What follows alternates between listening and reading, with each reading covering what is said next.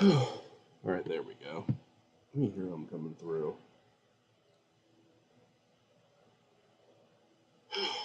Alright, there we go. Let me hear them coming through. Definitely a lower mic quality for this one because I just use my built-in mic. Because I can only have so many fucking USB ports plugged in and I need my external hard drive plugged in for this video.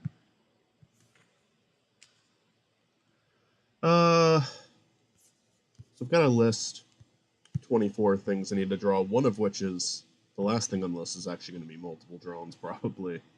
So I'm just going to try to knock all 24 of them out, or 25 or 26. Don't know if that's going to happen. That's ambitious, but I'm going to try to stay focused.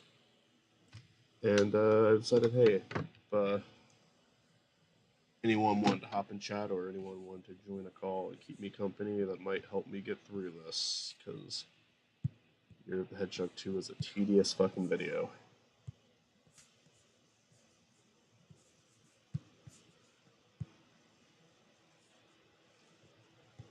Oh, alright, so I'll just start at the very top of the list. Ignacio acknowledging his GF arrived is the first note I have. So I did not save an outline of Ignacio, so we're just going to start from scratch with this one. It's going to be a different enough pose to where I don't want to just erase features.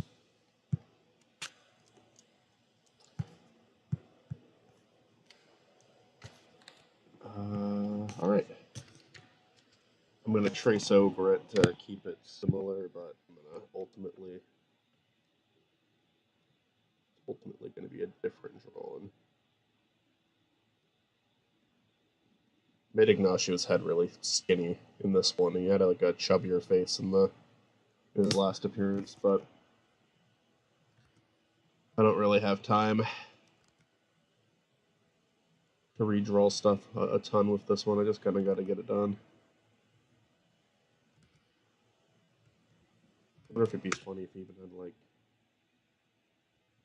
Nah, it needs to be upper, but it doesn't need to be taking up the entire top.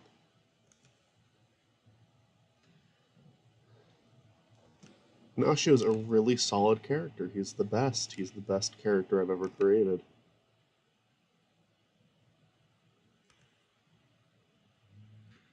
And anyone who disagrees is banned from the channel.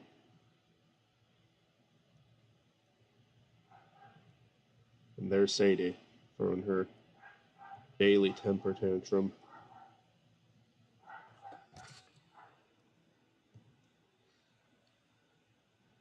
Daily's a little charitable. It should be more like... I mean, I almost feel like saying hourly is being too charitable. She's a noisy pup.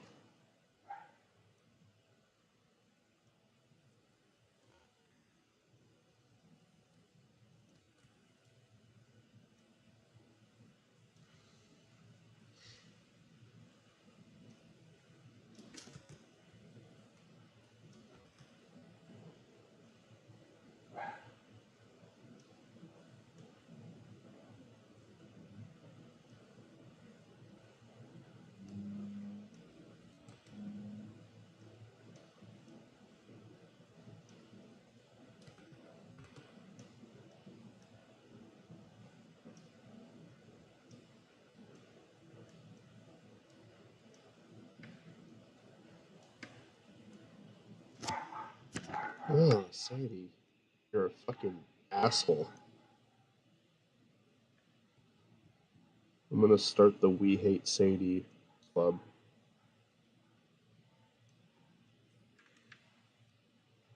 Every week in my basement, we meet up and discuss our absolute disdain for Sadie.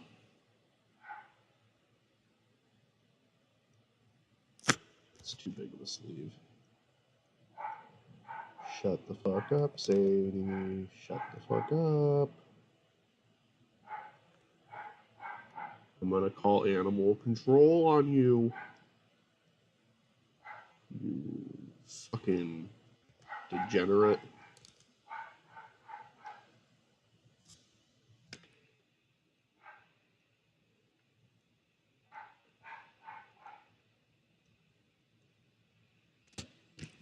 course.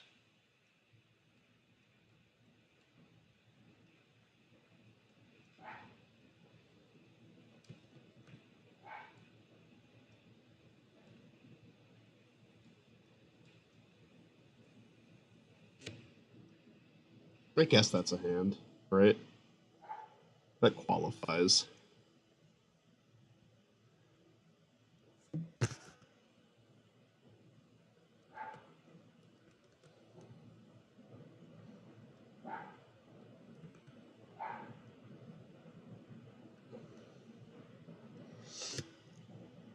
Already, my hand's fucking sore. It's way too early for that to be happening. Way too fucking early for that to be happening.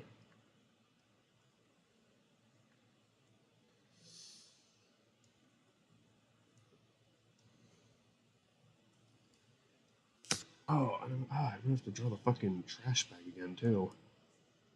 Because that's where I made his part of his layer. Like a fucking idiot. Now I have to draw that.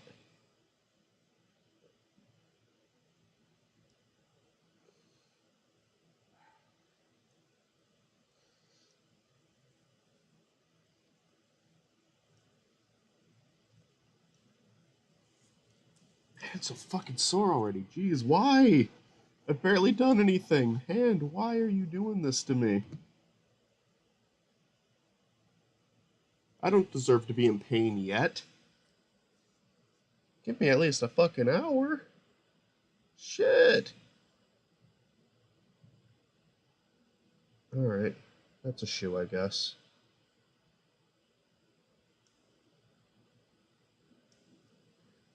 And there we have a perfectly valid Ignacio. Solid illustration. I like that Spiny lives in a dumpster because all the trash bags can be like beanbag chairs for him and his guests.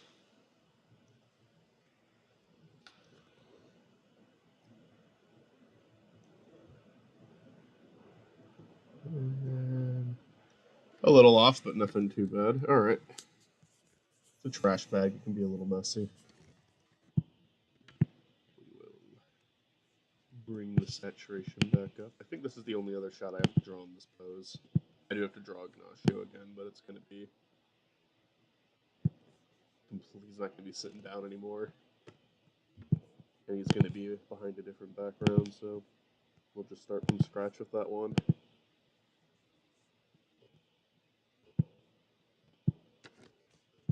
I'll use him as a reference still, just because I don't really draw this character too often.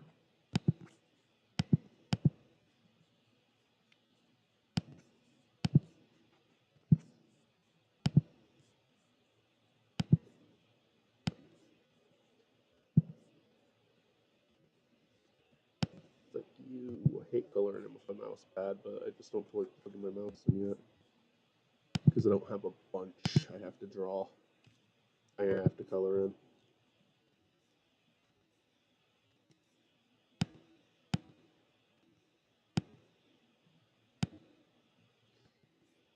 And there we have a perfectly... Well, I guess I shouldn't say that yet. We're not done. We're getting there.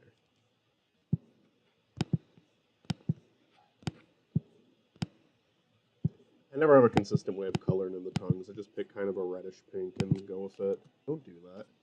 Don't do that to me.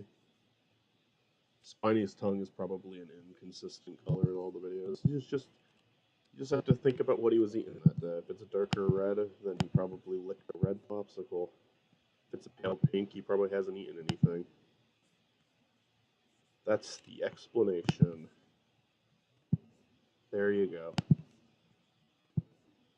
Shoes are colored in, and there we have a fucking 10 out of 10 Ignacio.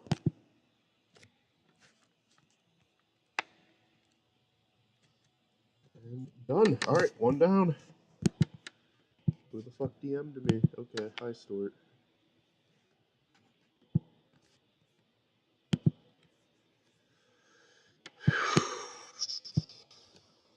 Background with the door opened and closed.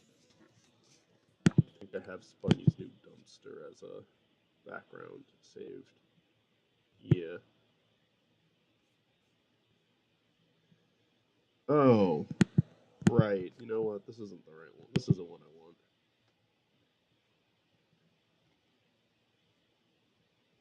Spunny's new dumpster is what I want.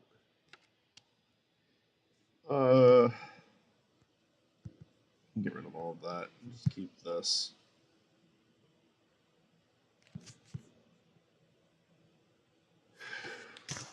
Duplicate it. We can really choose this one. In fact, I'm not going to show the ground. I'm lazy with backgrounds. I don't typically care. And I probably should care more. But I hate doing them. I hate doing them a lot. Oh, shit. Oh, hey. What if, like, Spiney's dumpster just had, like, a really fancy door? Like, it's weird that he has a door in the first place, but this one just looks super nice.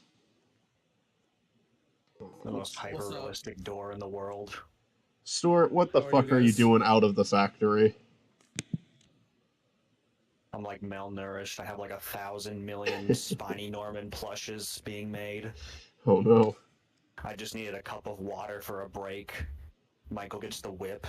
Put it the fuck down. Put the water down. I'm like Wilt from Foster's Home for Imaginary Friends. He just wants lemonade, but he's malnourished and he's like on a skateboard because he can't walk. Look, and he's like, Stuart deserves water. No, he doesn't. He takes his tongue out and he's about to lick the puddle, but then everyone else pushes him because they're like, "Oh, I want $100 bill," and then Wilt's like, "I would like some money so I could get some water, guys." And then Eduardo's like, "You are all mean. This $100 mine." You guys remember that episode? No, actually, I don't. It was like a yard sale kind of thing, or a flea market episode, and then like someone randomly dropped $100 bill, so Eduardo had it, and then because it represented the real world, everyone's like, "Oh, I dropped it. It was mine. That was my $100 bill." So they didn't know who to give it to. I must have missed that. I loved Foster's Home, but I will say I probably I definitely missed my fair share of episodes. Like, I think there was a point where I dropped off with the show entirely. It technically ends with like the whole universe collapsing in itself. I think I've seen that clip, yeah. Which is it's a very weird way to end the show. Oh, Sadie, shut the fuck up. How are you, Stuart? I'm okay. I'm just slowly editing B-roll footage for the Jack Frost video. Oh, yeah. I took a picture of it. I'm at the tail end right now, where it's just I rapid fire go through things. So it's just I'm using the 1,000-year-old Persona 4 Golden footage we have. That's it. I found a good PNG image of the door opening and closing, so I'll just use this. Also, if you two are going to be available tonight, I'm not exactly sure what time I will be available. Maybe like past 7 or so, just because of work being weird. Oh, you're leaving work early today? Yeah, I'm only going to be in for a few hours because of just how low our stock is. Do you guys want to? Okay, if it doesn't work tonight, fine. But we could take an opportunity there. Do you guys want to do Saul tonight instead? I don't know. You might have been pitching something else, Stuart. I'm sorry. What were you gonna say? I kind of just jumped to that. Oh no, it was just like something else. If we were doing like another stream or gaming or just like Mario Kart, Mario Party, Mario whatever. But if you want to do Saul, that's fine. I would personally love that just because I'm anxious to get to the next one. But that depends on both of you. If that's good with you guys. I mean, I really like the Saul court scene. Those Better Call Saul and Breaking Bad are on my bucket list of like things to revisit someday in the future. So yeah, we might as well do it so that we don't get any spoilers because I have not seen Better Call Saul. So all right, Chris, we still have to record the one for We'll pull it off at some time. I'm sick as fuck, so I can pull it off. Okay. Are you sure? Yeah, it's just sinus drainage, which is terrible for my stomach, but you know. I do have some stuff I need to do today. Like I'm making my mom was out of town, so I'm making her a Mother's Day dinner tonight. But I could probably. You guys are okay if going a little late because it will take. If you guys are gonna start in at 8, we could do that as 8. Good with you guys? Yeah, that can work. It's literally like I'm just gonna be there for a few hours. It depends on how late we go because, you know, I still have to, like, reasonably wake up and take care of a child while being sick. Well, right. So, it really depends. If we can't do it today, that's fine too. Because, you know, tomorrow is a more viable option. Not tomorrow, but Saturday is a more viable option as well, so. I mean, is 8 too late for you? I don't know. It really depends because it really depends on how everything goes on here, and how Olivia's day goes. No, I gotcha. Gotcha. Game night, Guten Tag. Welcome, game night. Let me tell you. Let me get back to you. I'm gonna say yeah for now, but I can't go too late because after all, I am not feeling the greatest. Oh, also, I've been keeping a dog barking log on my phone. One of my neighbors has a new dog and has been howling its ass off, meaning the neighbor is just neglecting it. So, 2 days ago, no. The day before yesterday, I had to call the non-emergency phone number for the police department to call that in, and I'm just keeping a log now for when I call again, just to let them know, like, hey, this dog's been howling even more. Huh. Even yesterday, like, it was raining outside, and you just heard it, where it's like, wow, this owner just leaves their dog outside. That's not okay. It's not okay at all, and it's not like one of those, oh, that's kind of annoying. It's like, is that dog okay? Like the okay. Yeah, I was wondering about that. Well, no. Here's the thing: is that dogs barking outside's fine, but if you leave them out, they're not meant to be outside. Yeah, I can handle a bit of barking. Like my direct neighbor has a chihuahua. I think like 2 chihuahuas. They're adorable. They do the like when they're outside, like the owners are outside. There's one across the street, but like they stop. They go back inside. The owners bring them back inside. This one is just like I'm seeing patterns of several times every hour. So is that a Gorky, the hedgehog from like... the Hit Pickle Company? Yeah, it is. That's Spiny's roommate. Dogs are kind of like cats of where they're not supposed to be outside forever. So. Oh, I mean, Sadie, I can sympathize with a dog barking too much a little bit because no matter what we do, Sadie refuses to shut up. But it is also not really like a discomfort bark. It is a I want to bark at every single person walking by the house bark. Well, like I said, I get it. It's just that, there's a point where you gotta kind of put them inside. Like if they're barking in their own home, that's whatever. But if it's like you letting them outside and they're barking for an eternity, it's like no, you should probably bring them inside again. Yeah, it's actually woken me up several times. Like I usually wake up around 9 to 9:15, and this dog woke me up at 7 in the morning, and then the next day at 6. So it was like I'm trying to sleep. So that was mainly it. I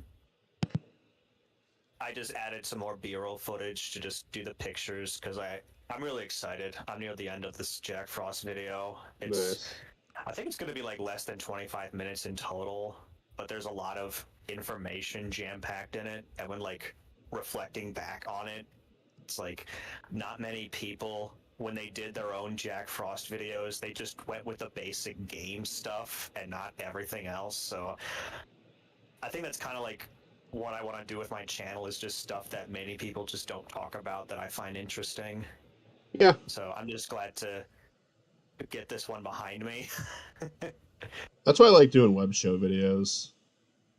Because it's like a Yeah. lot of, I mean, people talk about them. Like, I guess like the biggest example is like my Dick Figures video. Like, Rebel Taxi also did one.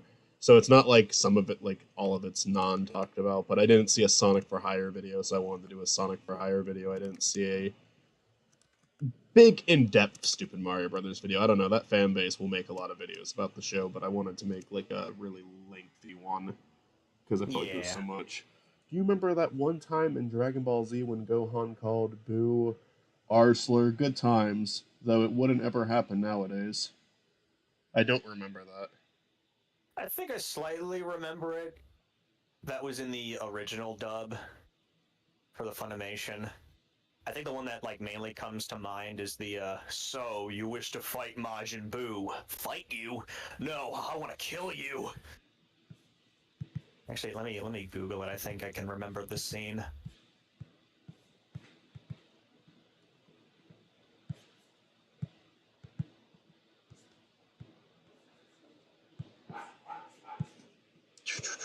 Sadie Mae. Barking up a storm. I was just gonna use the door PNG, but it was so low resolution that I just decided to kind of draw over it and make my own. It was a 3D PNG anyway, so. That was in the subtitle version. I never seen that one.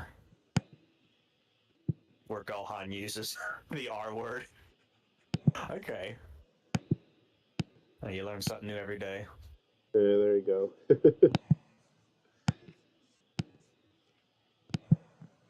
I mean, I use that word in videos all the time. Back then, I'm not deeply offended by it, but I also don't use it anymore. I'm not really either, but I can understand like how nowadays with just not really like with sensitive people, it's just more like with different I don't know the right word, quirks people have. Oh, I don't know. I don't know. I don't really feel too strongly about it one way or the other. I said it for a long time, and then I was just like, all right. I mean, it's upsetting some people, and I don't need to say it, so I'll stop saying it. I don't care. Yeah. I don't feel strongly. Since I don't feel strongly about it, why say it? You know. But I'm also not like. I'm not gonna yell at someone who says it. I don't really. Nah, I totally get it. Oh, all right. There's a door. We got the background done. I guess maybe I should put like a picture frame on the side of the side here or something. I don't know. I feel this is such a lazy background, but all my backgrounds are lazy. Oh. There it goes again. Jesus. The dog. Yeah, it was loud. I don't get the point of getting a new dog and not taking care of it. 13 minutes of itself when it last barked. That's crazy. All right, so I'm gonna head out now. Did you turn the comments off? I got the pass to say the word because, well, yeah. I mean, yeah, like that's. I'm not throwing shade at you. I promise.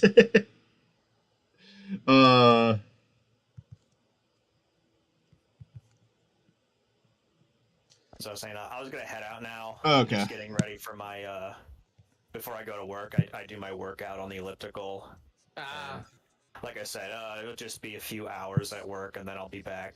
Most likely before like 8, 7-ish. We'll talk about it. We'll figure it out.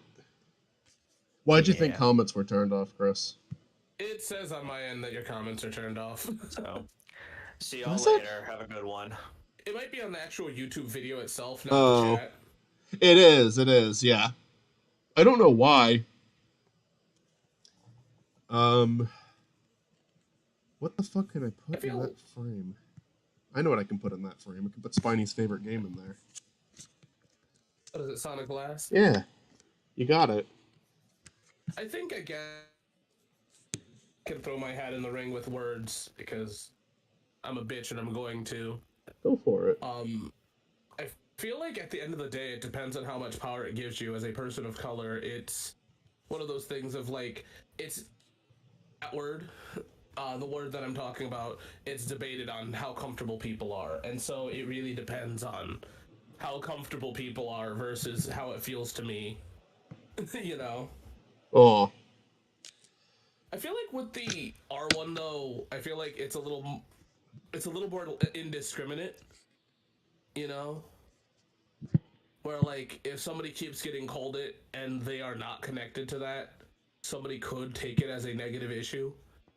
Mm. You know what I mean? Is that fair to say? Yeah. Because like it's like if like you do something like that, like if I say that to you constantly and go, "Oh, Michael, my God, you're blank," and it's like there's a point where it becomes like, you know, it's more rude, I guess, is my take on it. It's just don't be an asshole. Yeah, I think context is often going to be brought up with a discussion like that, and I mean, It's just, but like at a point, I know that you said that you're not like, it doesn't affect you. Like, let's say somebody like your boss or somebody in a higher power kept saying that and belittling you constantly, it would eventually become an issue. It would be an issue, but I think it would be a issue if my boss was calling me stupid too. You know, like even if it wasn't a slur. It's the same thing. Yeah, it's the same thing. It would be like I just don't want I just wouldn't want a boss to be talking to me like that. I think, and that's what I mean. Like that's where I come in with saying that words are important because like it eventually, you know, if you it's one of those things that if you don't want to be called it, that then nobody else should want to. I'm not saying that you don't have the right to say it because anybody does. You could say whatever the hell words you want. It's just I feel like when people say it doesn't affect them, it does. It's just it doesn't affect like the concept of what it is doesn't affect you, but if somebody kept calling you it, it would, you know. Mm. And if other people dogpiled on you, which is I think one of the issues with that word is people are assholes. So I also love how you brought this character back. I'm not belittling anybody when I say this. I'm just saying like Oh no, it's just a discussion. Yeah, no one game night don't take any offense to any of that. We're not. This isn't like a critique of you. No, this is just a stupid discussion that me and Michael have all the time. Yeah. Oh yeah, we just like we just run into stuff. I think I recognize that username. Were you the one who was like explaining the boss battle in Rush to me? The like the blatant thing I was fucking up during the Blaze fight.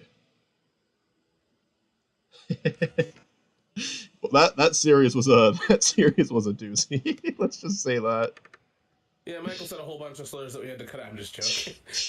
You know what's bad is I say that as a joke, but somebody could accidentally like.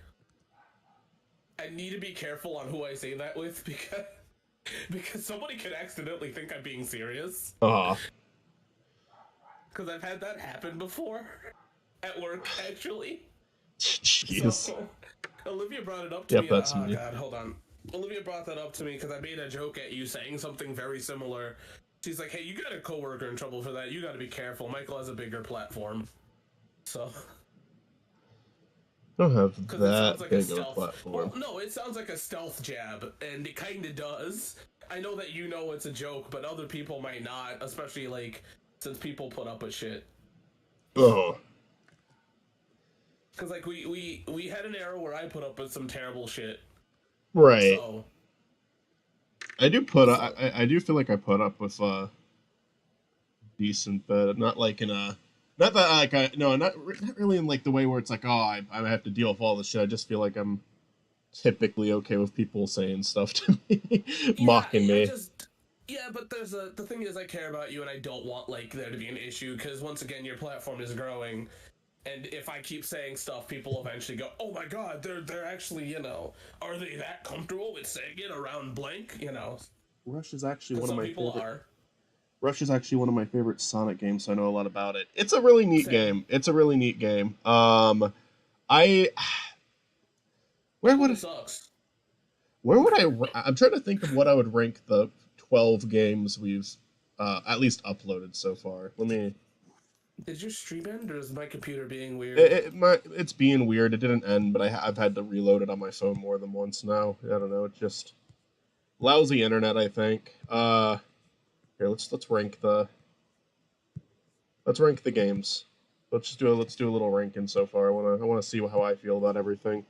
So Sonic the Hedgehog 4 was the first one we played, and I think that one's Man, gonna. anything to not work on you, the Hedgehog. Am I right, fellas? Yeah, no, honestly.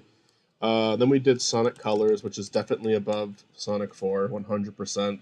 Then we did Then we did Sonic R, which is 100% above Sonic Colors, 100%. Then we did Sonic Adventure 2, which is 100% above Sonic R, for sure. Then we go back down for Sonic 3D Blast, better than 4, but after that was Sonic 1. Do I like it more than Sonic Colors? Yeah, because it's a quicker, more simple game to play that I don't mind turning on still. Colors I like, but there's just too much shit in there that bores me. So I do like Sonic Colors isn't bad. What was next? Triple Trouble. I like Triple Trouble more than Sonic the Hedgehog. If we're talking about 16-bit, then that one is going above Sonic R.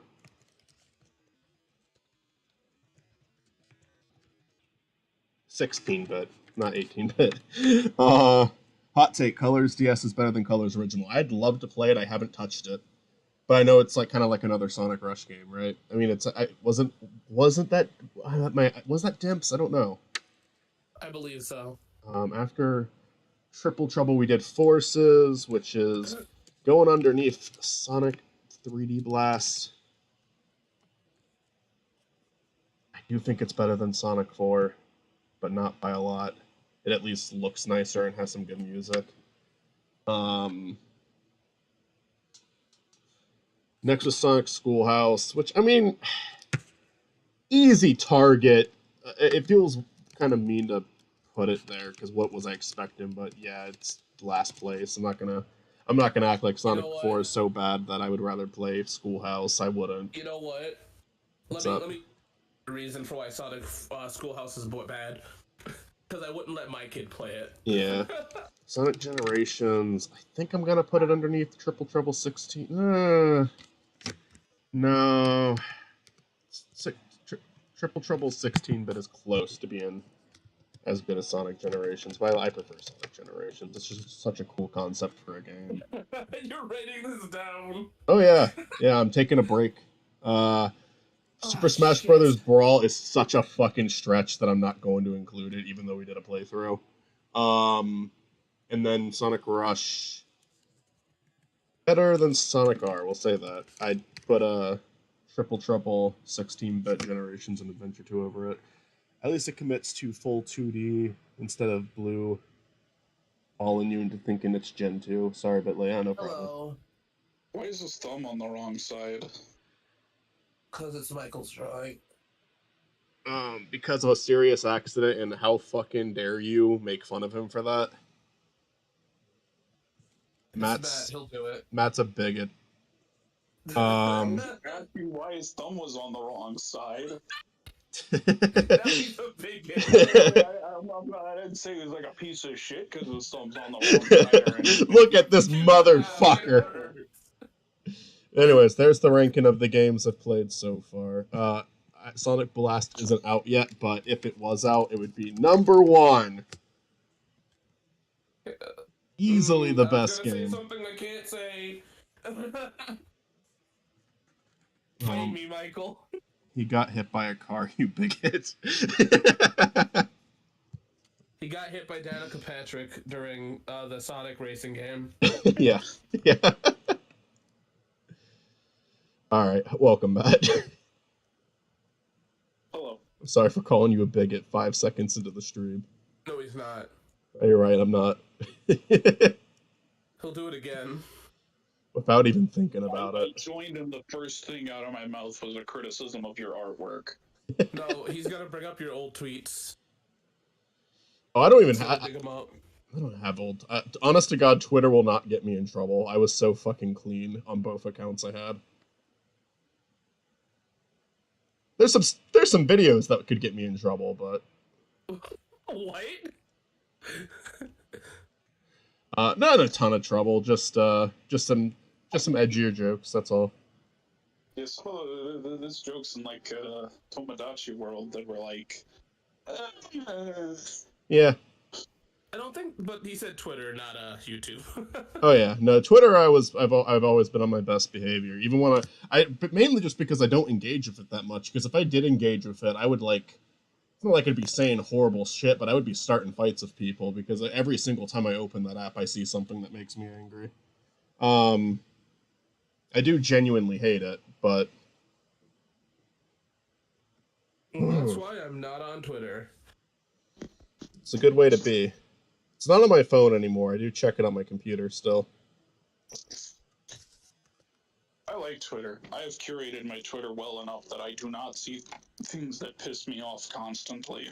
See, the problem is in the gaming community, there are people that are absolute assholes and will say terrible, stupid things that border on, really, how the fuck did you, or why the fuck did you?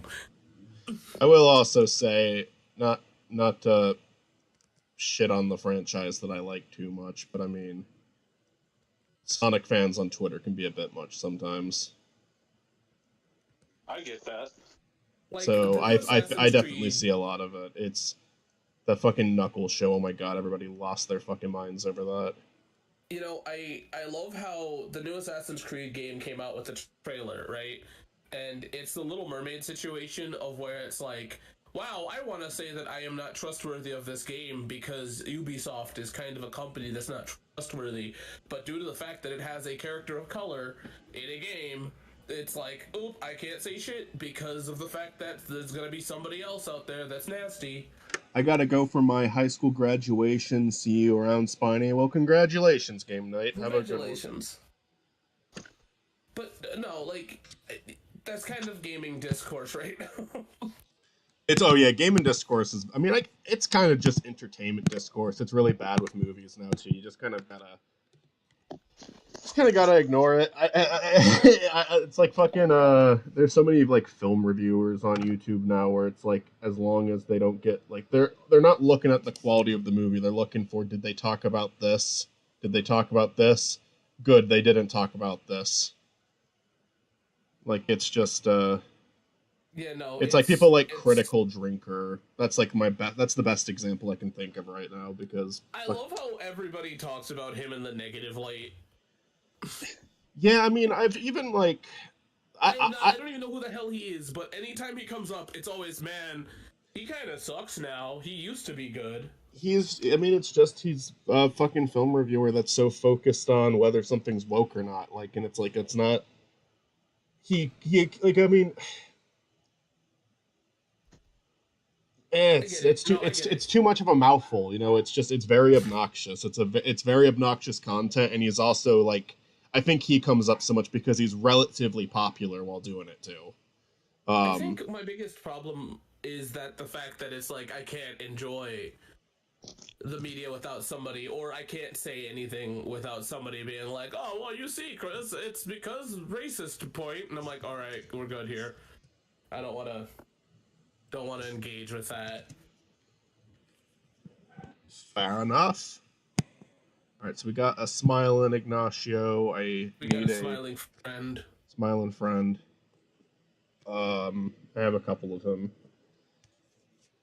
I need one with him talking and not talking for all these. The next Ignacio is looking at Spiny while he talks, but also Michael, Matt's trying to say something. Shut the hell up. The discourse in movies right now, everyone's up in arms about like sex scenes in films, and like a lot of people are being like huge fucking babies about it. Like what?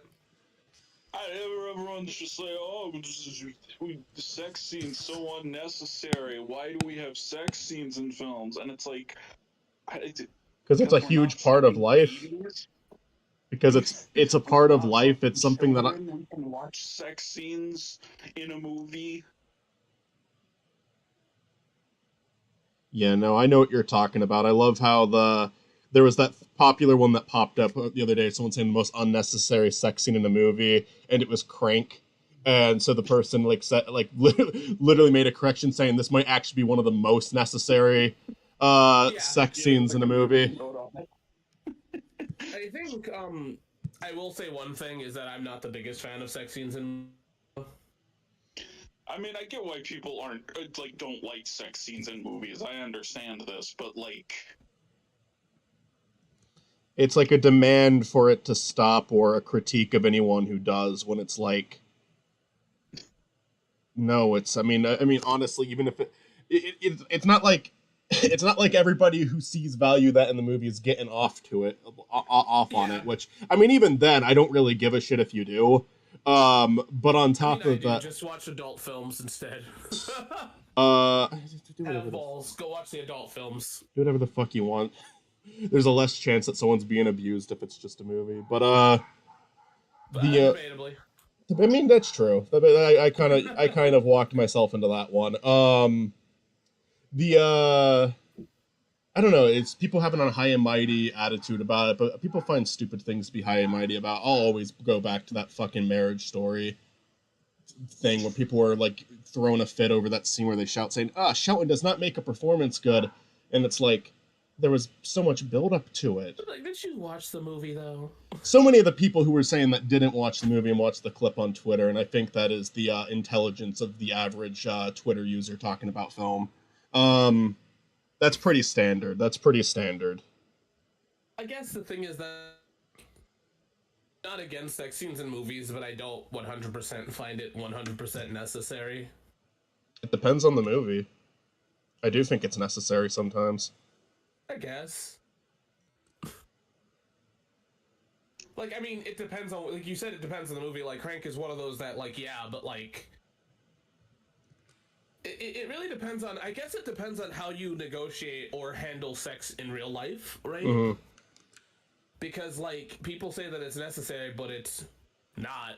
You know, like, you do not need to have sex, period. You know what I mean? And I'm not saying that, like, it's not necessary. I don't know exactly where it comes in. It's one of those, like,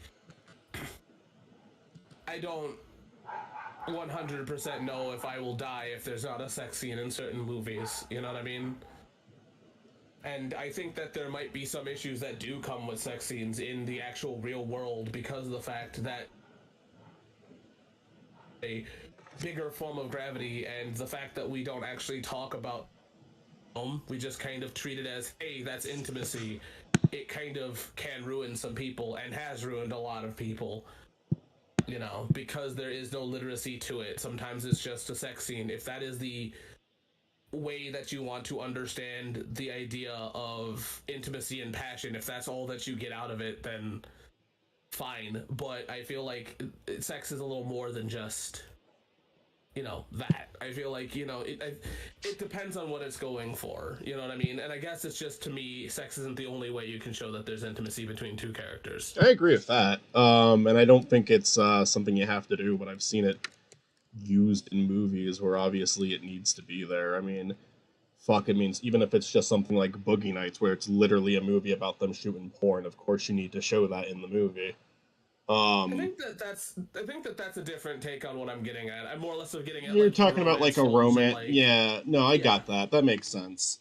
like, yeah, of course, Boogie Nights, you know. Then sometimes it's about the tone though, because sometimes it is just supposed to be a more like sometimes it is a movie focusing on a relationship and it's a romance, and then sometimes it's more of like a comedy and it's like more of a raunchy comedy. I mean, like, and in that case, like, there's all kinds of ways that could be done, like fucking like Satan and Saddam Hussein in the South Park movie. Obviously, that's not a scene that was shot to be like porn for people. My problem isn't that it's porn. My problem is the fact that, like, a lot of people, I guess it's me putting it in the real world. A lot of people confuse these scenes for the movie as the ultimate form of intimacy that you can get with a person. And that's where the issues lie, because once again, that's not the only thing that, you know, you need to put out there. You need to, like, there is other forms of intimacy that people have, and, you know, I get that it's important for some people, but it's not important for everybody, and not everybody does have sex and not does find that the most intimate thing. Actually, if anything, it scares the shit out of a lot of people, because unfortunately a thing we don't talk about is that sex has a lot of responsibility behind it. Am I a prudish person? Absolutely not. But my biggest issue isn't that sex is in the films, it's just the fact that a lot of people don't get exactly, like, there needs to be more nuance with it, I guess, is what I'm trying to say. You know, because, like, a lot of films just go, I like this person a lot, let's fuck, and it's like, okay, but, like, do you need to? I will admit, in terms of, like, romance films, I am drawing a blank on, like, good examples of, like, a sex scene that I think was necessary. I bet I could think of one. I do bet I could think of one. Okay, her has a great sex scene in it. And that one, and it's kind of funny to use it as an example, but I'm being very sincere when I say that. It's a audio exclusive sex scene, and it works really well for the film. Oh, I'm about to crash And you and they kind of explore that, because when they try to make it with a physical person later in the movie, it does not go well. So they kind of make a point out of that. See, that's where I'm coming at, is that bringing up the fact that there's more nuance to the conversation. Yeah. Literally is what I'm trying to say, is that, like, that one is more nuanced. There is more to it than just, hey, I like you a lot. Oh yeah, yeah. I just so you know, I'm not trying to debunk you right now. I'm just trying to think.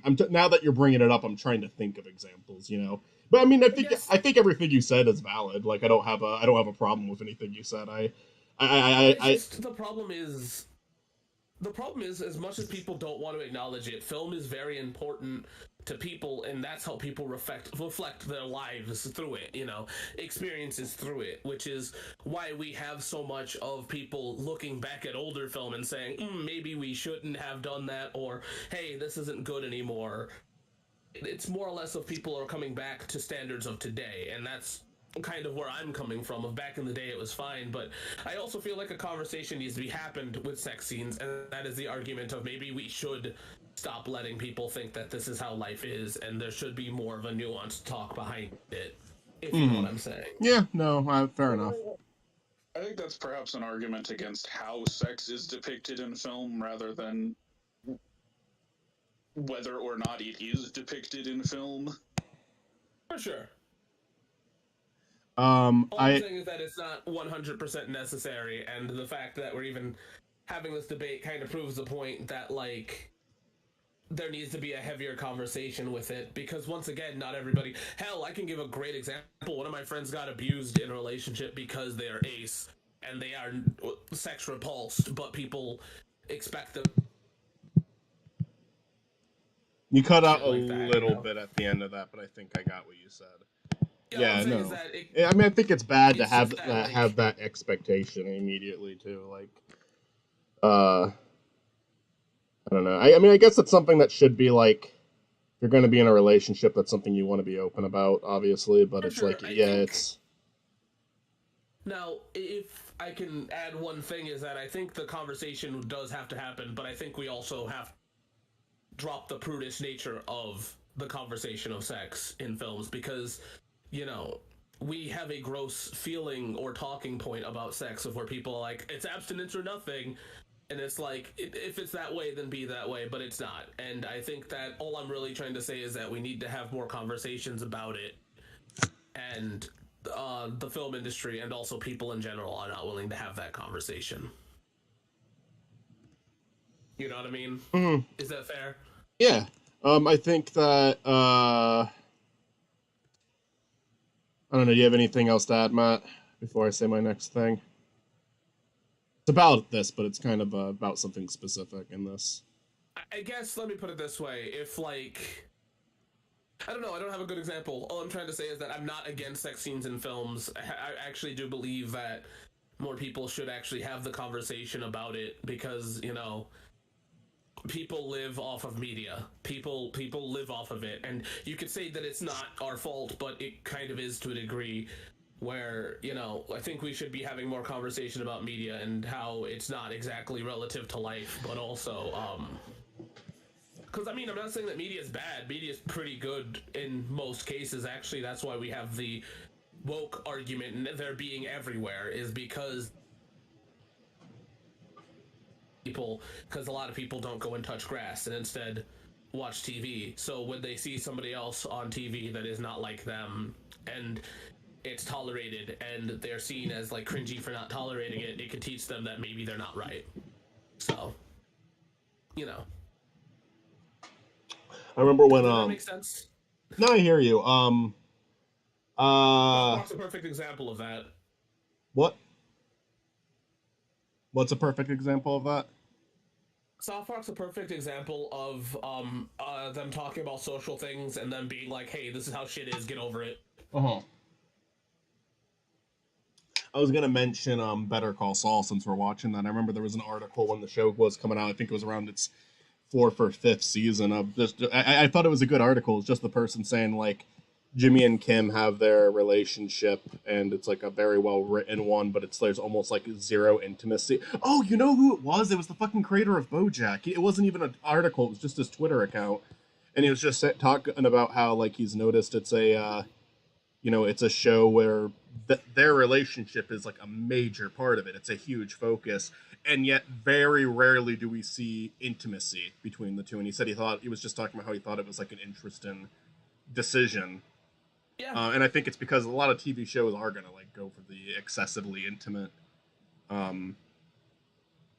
scenes, especially especially teen dramas, where like they're like deliberately trying to sell sex, but. And I think that's a bigger issue, is that teen dramas shouldn't be trying to sell sex anyways.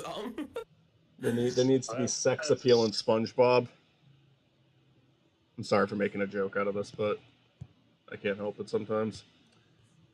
What'd you say, Matt? Sex and teen dramas is something entirely different. For sure. I just think that they're probably one of those that probably shouldn't, like, I get that it happens, and I don't... Once again, this comes down to the prudish argument, right? Of where, like, we either have... Chris is cutting out. What is up? Yes, I am. But I think Better Call Saul is a perfect example of that. And it's not like it's not implied. It clearly is implied. You know, they fuck. You don't know unless that. I'm crazy. They probably fuck. Nobody fucks like Chuck does. It wasn't good enough, clearly. Geez, spoiler. Chuck sex tape is a spoiler. I like saying that Chuck didn't fuck enough as a spoiler, just to leave anyone who hasn't seen the show yet with like, what the fuck are they talking about? And then eventually you'll understand what we're talking about. Chuck, you're not really good at sex. You're not a real fucker. I'm what? You're not a real fucker. I'm so glad that you're watching this with me. I'm so glad I can make these stupid fucking jokes with you now. I feel, and I guess to end it off, all I'm saying is that I feel like we need to have more conversations about intimacy. Oh yeah, no, I mean, I feel like our culture on the whole doesn't have a great relationship with sex. Yeah, no. And no, once again, I'm not saying that we shouldn't have it. I'm just saying that like more conversation should be had, because people freak out when we have conversations about anything. So. Mm-hmm. No, I think that's fair. But yeah, I mean, like I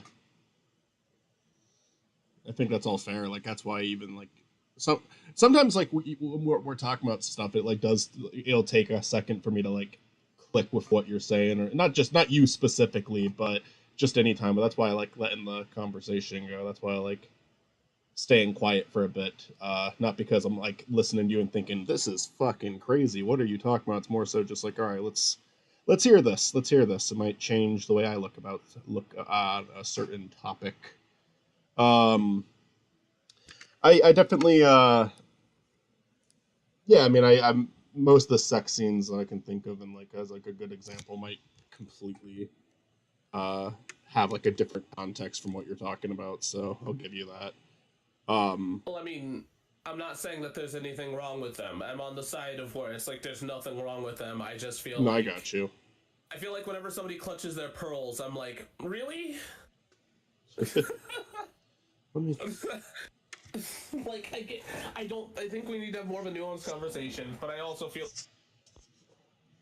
I guess it's in my fact of where I'm in this place of where do or don't, and if it doesn't bother you, shut the hell up about it. And it's okay if it does bother you, but like I feel like sex scenes in film aren't necessary, but they're gonna happen regardless because that's somebody's expression, and there's nothing wrong with that. I guess my issue is more of the real world implications and how much people rely on media. In truth,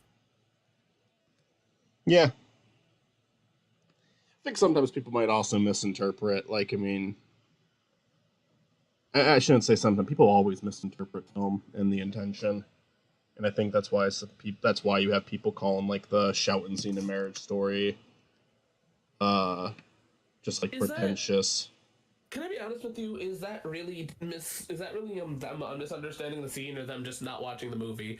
It's them Because like interpreting it however they want to, and it's still, even if it is them not watching the movie, it still falls into that what it you were saying does. about media literacy, where you like you're very much stuck in your own head. You're very much not trying to understand the material at all. You're looking at a piece of art and acting like you're above it within You know, seconds. can I argue that one is that's really I do believe that you have a point, but I also feel like that's like looking at like a pixel or a like drop of art on a painting and going, man, I don't understand why this painting's good. It's like looking at like one of the chipped paint flakes of the Mona Lisa and going, I don't get why this is popular. I'm It sorry. I'm being a dick cutting you off, but let me just say this real quick. I turned all of the Ignacio layers on at once now, and it looks like oh a god, that's fucking terrifying. creepypasta.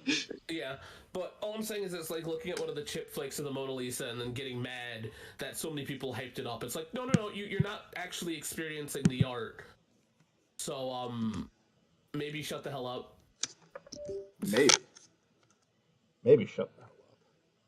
Because, like, I mean, I get what you're saying, and you're giving a lot of the benefit of the doubt to a lot of people, but if you are not engaging or Oh, I'm experiencing. not. I'm not giving benefit of the doubt. I Okay. fucking hate the people that were calling out Marriage Story. That made me angry because Well, it's like all I'm trying to say is that, like, oh I my think god. that's I think that's like shitty. Like people were. This is like someone's fucking.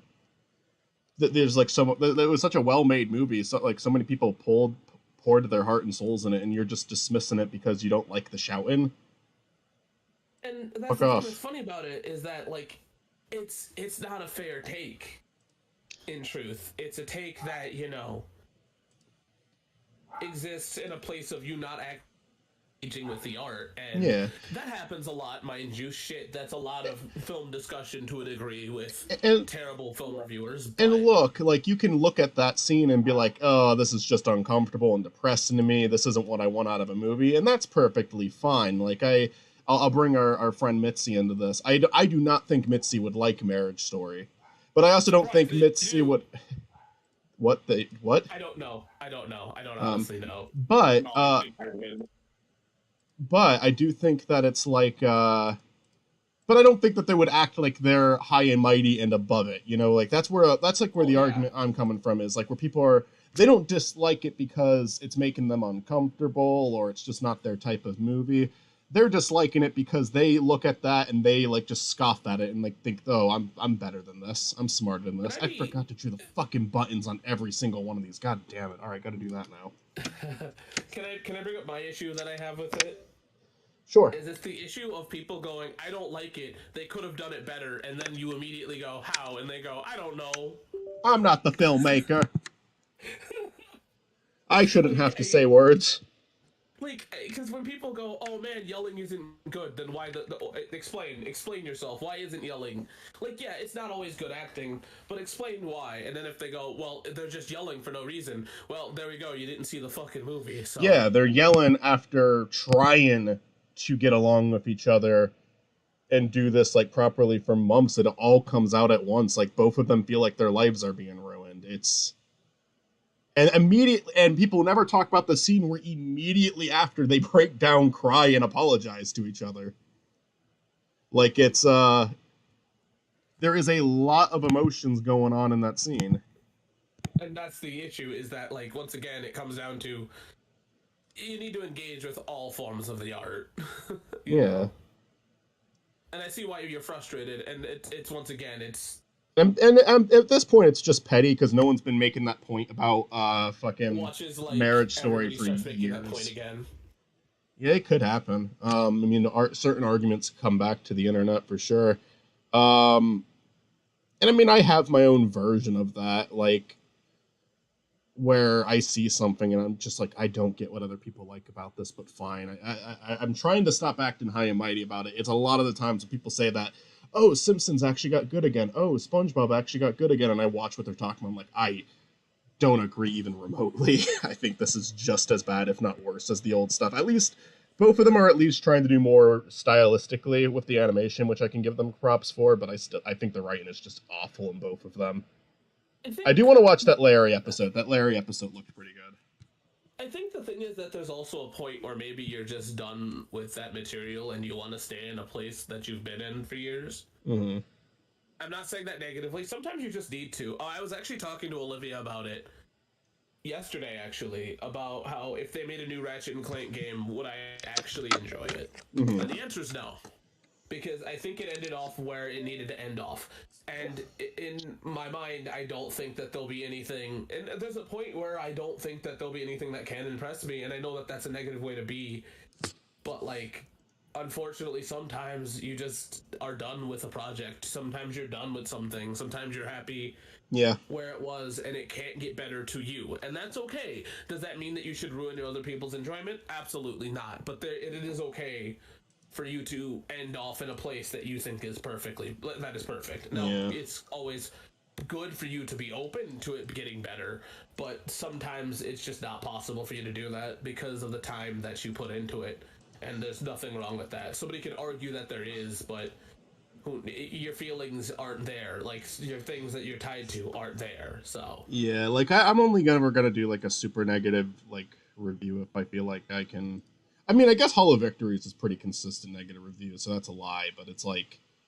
but I will say, like, I'm not going to make, like, a big video essay on something I dislike unless I really feel like I understand what went wrong. Like, in Force's case, I think it's, like, it doesn't work because they were trying to do way too much at once. Like, that's the problem with Forces. I can identify a problem and talk about it. Where in like my fucking community video, they literally fired the person who made the show what it was. Of course, he was heavily involved. It'd be like if you fired Matt Stone and Trey Parker. Like, they're way too involved to cut them out. Matt Groening leaving The Simpsons didn't affect it at all. Go ahead.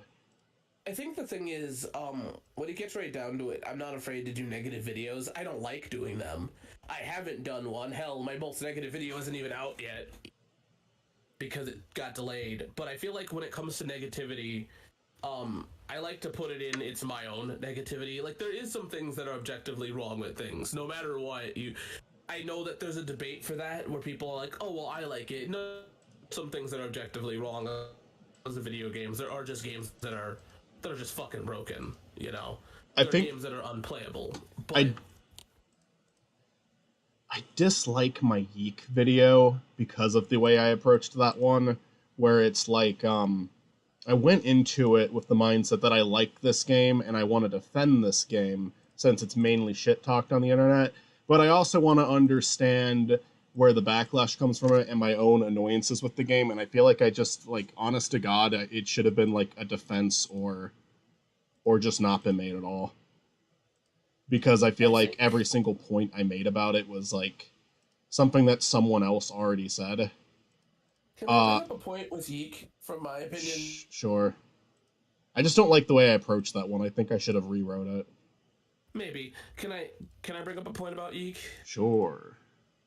I don't get it. I think, in truth, you know, can I say something bold that might come off as, like, not mean, but you might not see where I'm coming from? Go for it. I think it's because it's an independent game, people gave it shit. I think that's the only thing that's about it. Because, hold on. Because, yes, I know that you're about to say that it's long-winded and shit, but a lot of RPGs are. And I have not heard people say the same thing about it. You might not agree that it is. You might not like the way it's written, and that's fine. But like, it's how RPGs are, unfortunately. And I'm not saying that it deserves it. I'm not saying that it doesn't deserve the criticism. It's just some people will let other long-winded RPGs that do the same side, but due to the fact that this is an independent game, people are kind of like on its ass. And I'm not saying that the writing is good. I'm not saying that it's whatever. I'm saying that there is a little bit of, I feel like, a bias because it's not a bigger company. If it was something like a bigger company like Nintendo or Square Enix or even like something else made it, they would have been like, more people would have went like, it's supposed to be annoying, it's supposed to be whatever, you know. And it might also be by the people that are involved as well.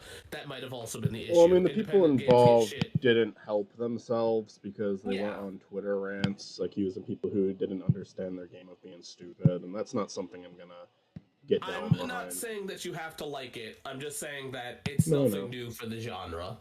I think that like my issue with Yeek in comparison to other RPGs that I like Mori, Thousand Year Door, Dragon Quest XI, even just watching, even though I didn't play it, watching Stuart play a Persona, is that the inner monologues were too much. They went on way too long, and I didn't enjoy listening to that. Even though other games I've played had a lot of dialogue in them. I mean, the Sigmund Corp games are nothing but dialogue.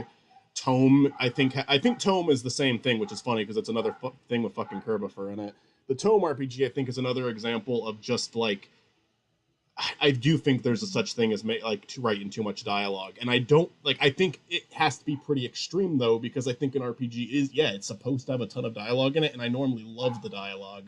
I just think sure. that Yeek and the Tome RPG, more so Yeek than the Tome RPG. Yeek is worse. Is I feel like they really over-explain it, and I get with Alex's character, it's supposed to make him like he's supposed to kind of be pretentious. And I get that there is like intent behind having him over explain things.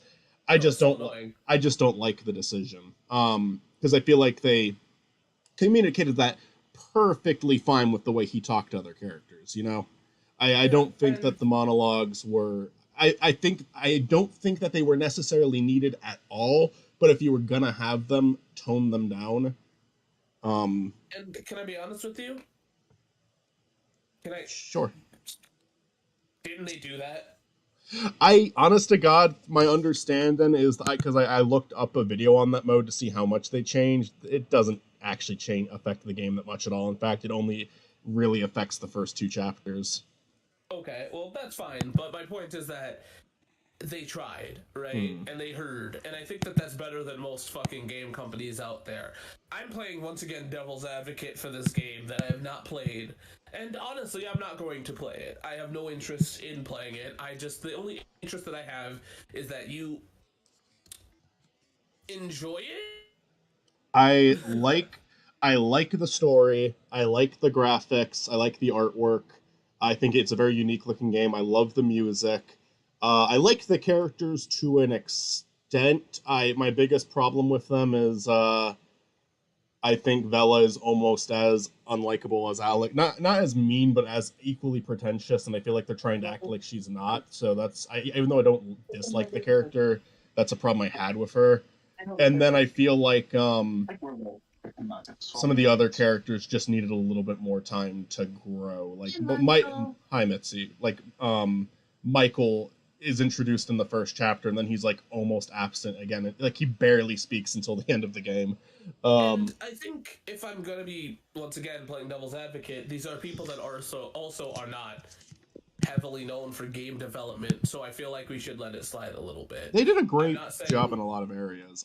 My biggest problem is the dialogue from Alex, and I do really dislike the combat, and I think it just comes down to finding a good balance, because I think the Paper Mario minigame function they went for is a great idea, and I think it could be really fun, but the normal mode is like way too fucking tedious for me to get behind it, and then the easy mode makes it like nothing. Can I throw something in there that Sure. maybe that won't change your opinion, but I do think that it's something that should be held. It's interesting because of the fact that you mentioned that out, which should tell you how difficult it is to have a mechanic like that in Paper Mario, and in taking it, a lot of people take Paper Mario and Mario RPG and the other games that are similar to it for granted because it looks easy, but it's not. And I think a game like Yeek shows me, at least, the appreciation that I have for games like Mario RPG and Paper Mario for pulling off a mechanic. And I think it's bold of them to try to pull off a mechanic like this because it is not easy. A lot of people think that RPGs are easy. Actually, if anything, RPGs are very hard because it is a balancing act of attack. Look how long it's taken Kobe Fox to do Deltarune, and it's because Deltarune is such a polished RPG.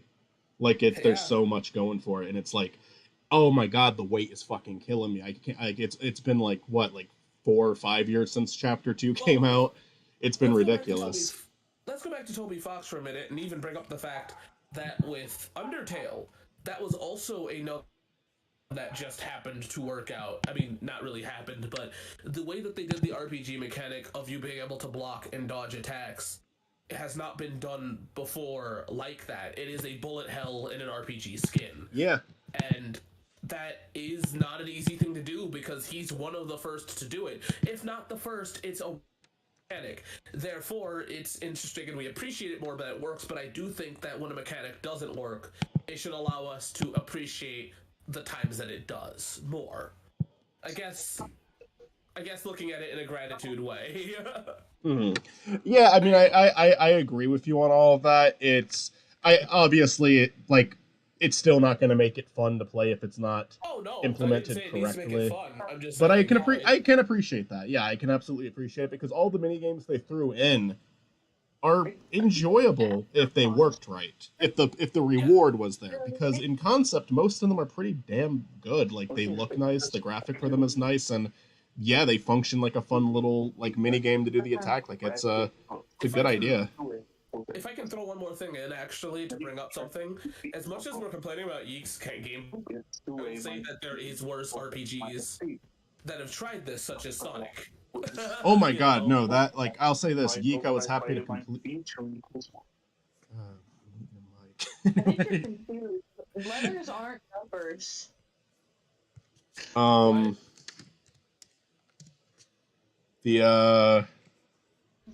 Yeah, no, Yeek is a game that I gladly finished, and I would play it again.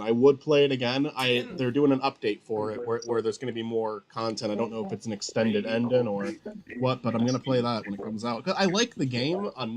What it does well, I really like. I purchased the soundtrack. I think it's a cool game, and I like how much of a piece of shit Alex is. I think he's an interesting character to follow. I just wish those monologues were fucking trimmed. Oh my god, it's so tedious.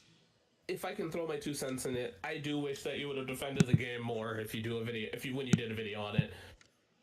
Because you defending it allows it to talk. I think the thing is you enjoy the game, and I think that that's fine, despite its flaws. And its flaws doesn't mean that it's good. The flaws doesn't mean the flaws are good, but the reason that the game could, exist without it. The reason I don't like my Yeek video is because I think the approach I took with it, which isn't a good approach to take, is that I know people dislike this, so I kind of wanted to try to get them to listen to me by acknowledging the flaws that everyone brings up, and I think that was a lost cause. And if anything, the only thing I accomplished by doing that was by making people who like the game annoyed with me. So now it's now everybody dislikes it. I mean, to be fair, it wasn't a heavily disliked video. There's more likes than dislikes, but it's just, I don't think it's a good video. I tried, but it's probably the only Spiny Norman review I've done where I look back at it and I'm like, that's not a good video. Can I be honest with you? I disagree with the fact that it's bad because I don't actually think your video is bad. I liked it. Thank you. Again, I like most of your videos, so it really doesn't matter what I have to say on that one. But the issue is, I think you brought up a great point, and it actually heavily inspired me when I talk about the game Bomb Rush Cyberpunk. Because the reason why I think Bomb Rush is such a good game is because it takes what Jet Set Radio has set out to do and improves upon it, which requires me to talk about Jet Set Radio and Jet Set Radio Future and its shortcomings. you need to sometimes talk about a game's shortcomings regardless, and there's nothing wrong with that. And I think that you playing it the way you did actually is really good. I enjoy that you did that, you know, Well, because it does show that you like the game. I disagree that that you don't like. I mean, you can dislike your video all you want, but I do not see why. It I was don't a really think good video. I don't think the entire thing is terrible, but I do think that it was a. I think there was a lot of missteps in it. Like it's not a great video. I disagree. It actually got me to think about playing Geek. Well, good. And I mean, therefore, I think that your video did better than you think it did, because I'm not gonna fucking touch that game.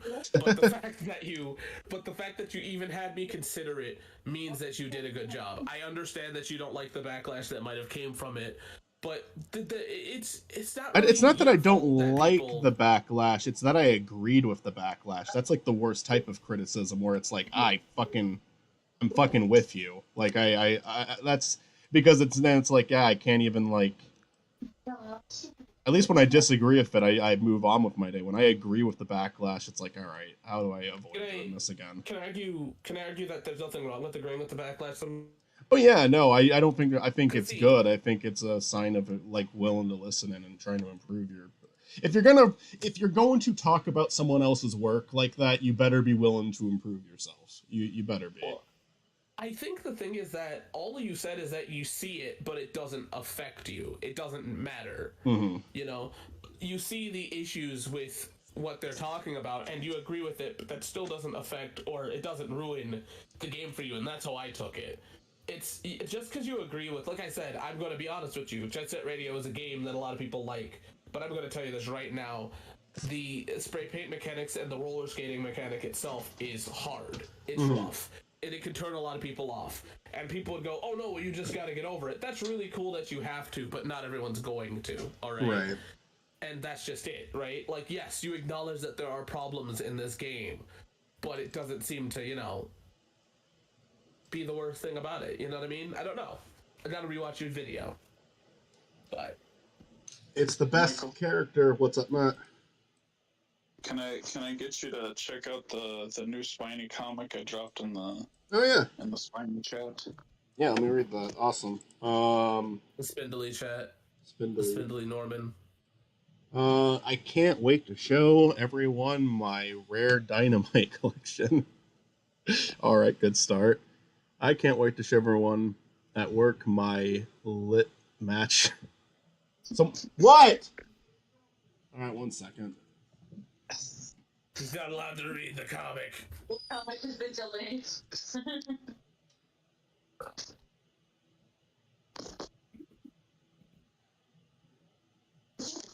Alright, well, I guess we're in charge of the stream. Alright. Give it to me! Give it to me! Hello, everyone, and thank you for coming to a very special episode of Mitzi's ASMR Hour. Today, I am going to rub the phone against the dog and see what happens. Here we go.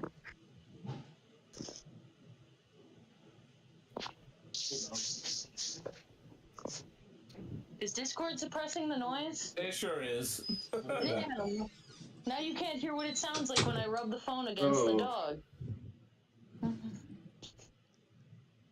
All right. Discord hates Mitzi's ASMR Hour. What's Here you up? go, man. Okay, let me read this. I can't wait to show everyone my rare dynamite collection. I can't wait to show everyone at work my lit match collection. Hey guys, sorry guys, we're canceling this comic to focus on the only Spiny Norman character anyone cares about, the Adventures of Ignacio. I love this. That's a good Ignacio. That looks like there's always like a difference between me and your art styles a little bit, but yours Ignacio looks very close to the actual official Ignacio. Boy, I sure love pissing. Yeah, the only thing that's off is the eyebrows, but I mean, it's okay. I like that you have your own art style for them. Yeah, I like that one. I gotta fucking finish the art. Because I had an art going. It's so fucking hard. It's just so hard to balance the comic with everything else. Anyways, we're drawing the girlfriend now, the other iconic Spiny Norman. We're drawing all the fucking colors, sketch characters today. The dad makes a cameo at the end, but he's only at the end. He doesn't speak. That was heavily inspired by a fucking Chris Chan phone call. God damn it. This one's going to be easier because I only have to draw it once because her face is basic enough to where I don't have to, like, remodel it every time. I drew it too small. Spidey's dad comes back and tries to convince him to play Mario, so he's like, son, at least play Samari. Like, come on. Great. Pretty cookie with any purchase. Michael, have you played Samari? I don't think so. And I always get a little confused with which bootleg it actually is. Samara is the one that's just Sonic, but with Mario. Okay. But then there's also that Sonic game where he saves Mario. And every time you save one, he goes... 420.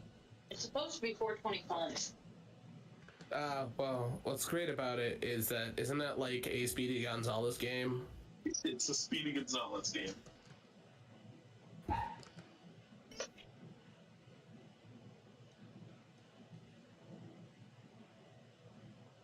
And then I love that the bootleggers went out of their way to add an ending where it's like Sonic and Mario are best friends. Mario loves Sega and Sonic loves Nintendo. And then they kiss. But they both hate Sony. Do you ever, like, see any of those game facts that just fucking lie? That just fucking lie to you, like the one in Tamagotchi Life where they say if you ask her in quirky questions, if you mention who likes Sony, they'll all ignore you. They'll all give you a angry face. And I did it once, and they all did that. I was like, oh, it's true. And then I did it a second time, and no, they it was mixed. So that's a fucking lie. They're completely okay with you mentioning Sony in that game. Fucking lying scumbags. I feel like it'd be easier to pull the lie and be like, if you, because like Sony's one of those things of where it's like, yeah, that's real that they hate that company. If you said PlayStation, it'd make more sense.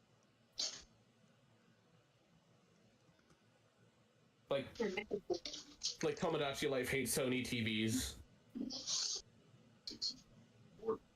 Yeah, that's what makes it better.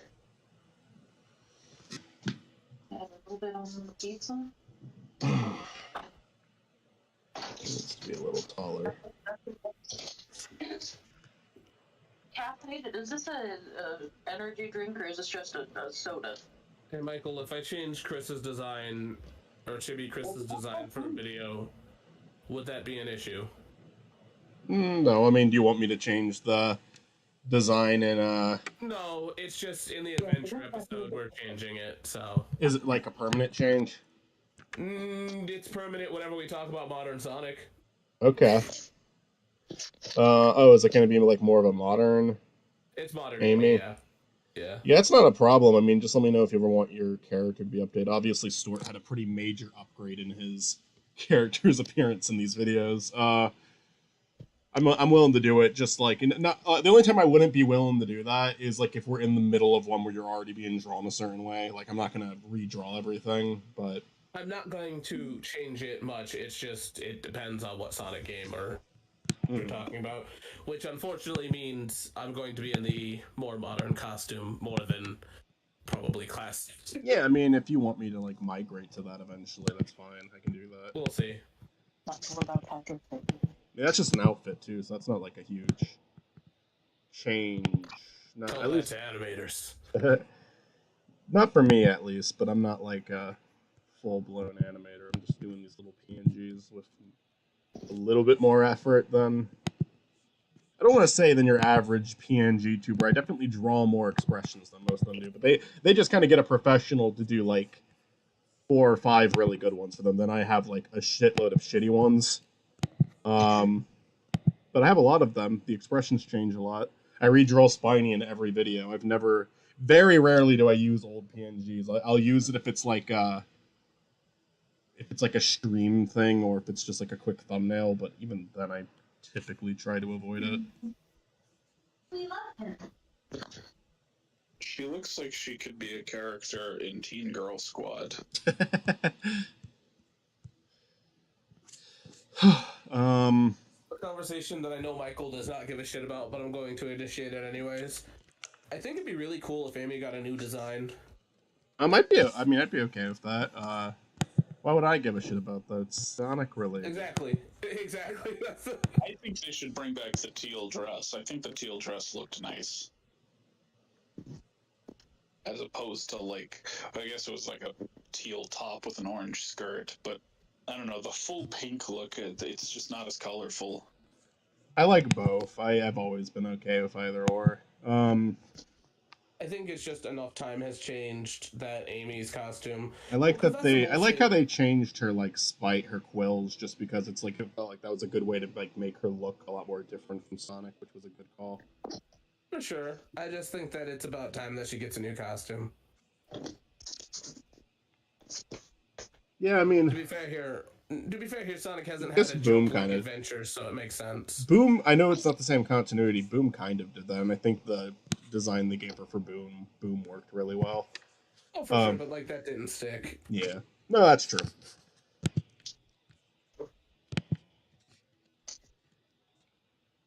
Like, and I'm not saying that characters need to change their costumes. It's just Amy changed with the new like genre, so I thought it'd be cool if like after a point, Amy is one of those characters that costume does change. Hell, they attempted that even with Rouge to a degree in Heroes, and then I said, "Fuck that." Switched back. I mean, her outfit in Heroes looked fine. I mean, I get why they don't do it, but I think every like 10 to 20 years you should change the costume.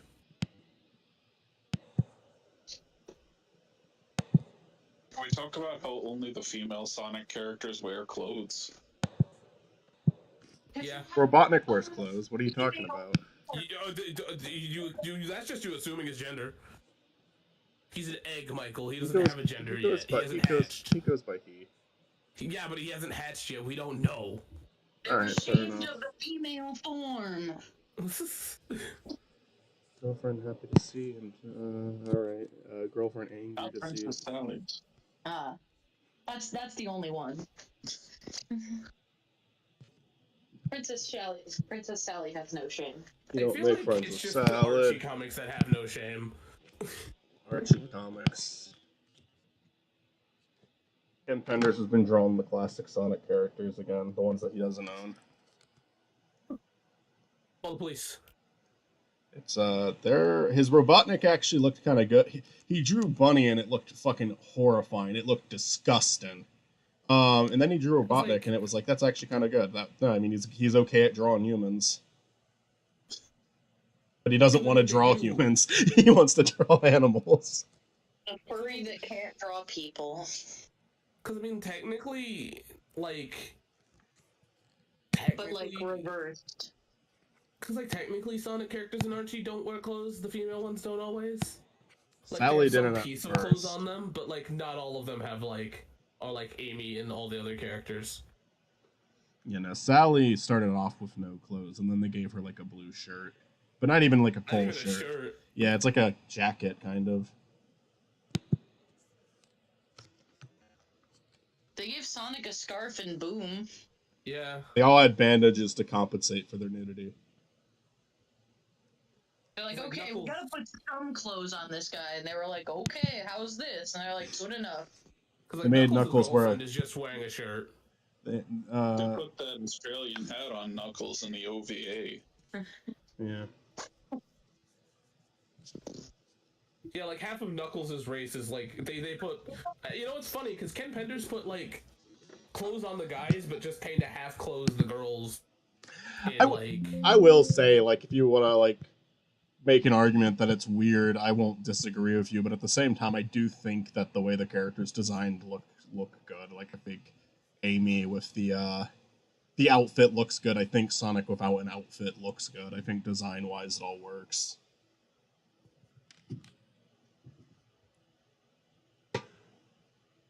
I personally don't care.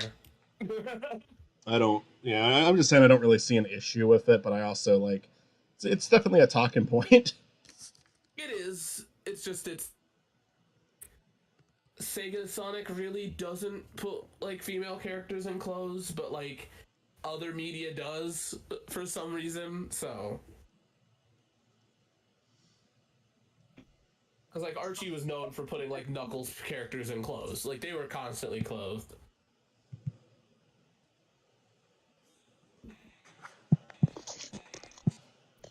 That would have been great, as if somebody just acknowledged that Sonic's just streaking and everyone's kind of disgusted by it.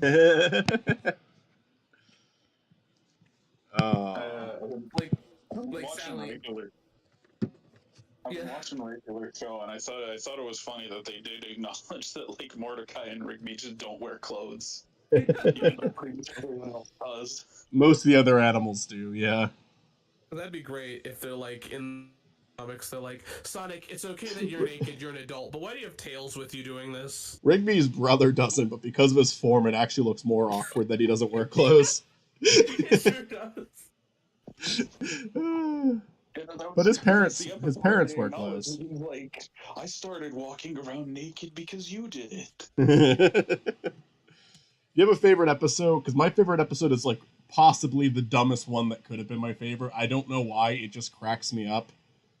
My favorite episode is the one where Rigby, and I've seen all of the show. My favorite episode is the one where Rigby changes his name to Trash Boat. Because he thinks it sounds like a really cool name, and then just everybody in his life starts like trashing him because of it. Just like, why the fuck would you do that, you fucking idiot? See, that's a great episode because, like, it really doesn't make sense. Like, it is all his fault. He decided to change his name to Trash Boat, and that is his fault. He did not think at any point, like, it would probably be bad if I changed my name to Trash Boat. And at the end of those, there's the guy, and then there's the other guy who comes in angry that he wants his name Trash Boat back.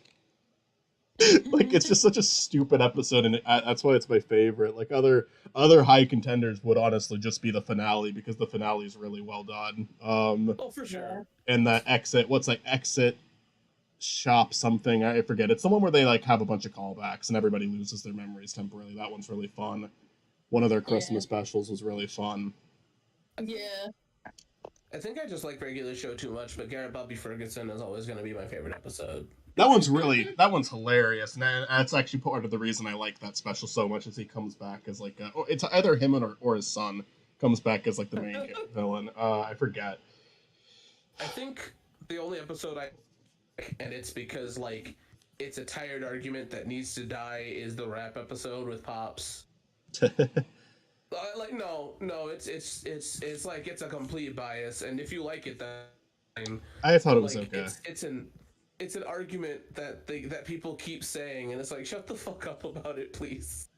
I do. Ben Shapiro out here being like, "Oh, rap isn't technical music." There's a couple of episodes that I'm not that crazy for. The only ones I consistently didn't care for that much was the anthology ones, just because regular show's already 11 minutes, and like now, like with Simpsons Treehouse of Horror, that kind of gave the show an excuse to do whatever they wanted, so I liked it. With regular show, they already do whatever the fuck they want. I don't know if I really need 3 mini stories. I some of them were okay, but I always like. There was times where if it was an anthology, I would just skip it, because it's just like I'd rather like have an episode that covers up the entire runtime and not like a 3-minute short. I think my favorite character is Muscle Man, because of how he gets the "your mom" joke so fucking wrong. I don't know. I think Rigby is my favorite character. Muscle Man, like, annoys me because he's the kind of guy who annoys me in real life. Oh, same. And, like, I can treat anyone any way I want with no consequences, but if you even do something like the smallest bit against me, I will throw a tantrum. And that's just that's just funny as fuck, though. You know, I mean, he's like clearly an annoying person, but I think it's funny that they just have the annoying person there to like shit on him. Yeah. Oh man, fuck people this annoying. I love High Five Ghost because he's got the hand sticking out the top of his head, and that all he does is give Muscle Man high fives. Yeah. When he says a bad joke. I think the thing that really is an interesting talking point that I find it like interesting if people have a conversation about it, but like I will also disregard people that are mad at the ending of how Rigby didn't get together with any Mordecai, of the Mordecai. Yes, Rigby got together with Eileen.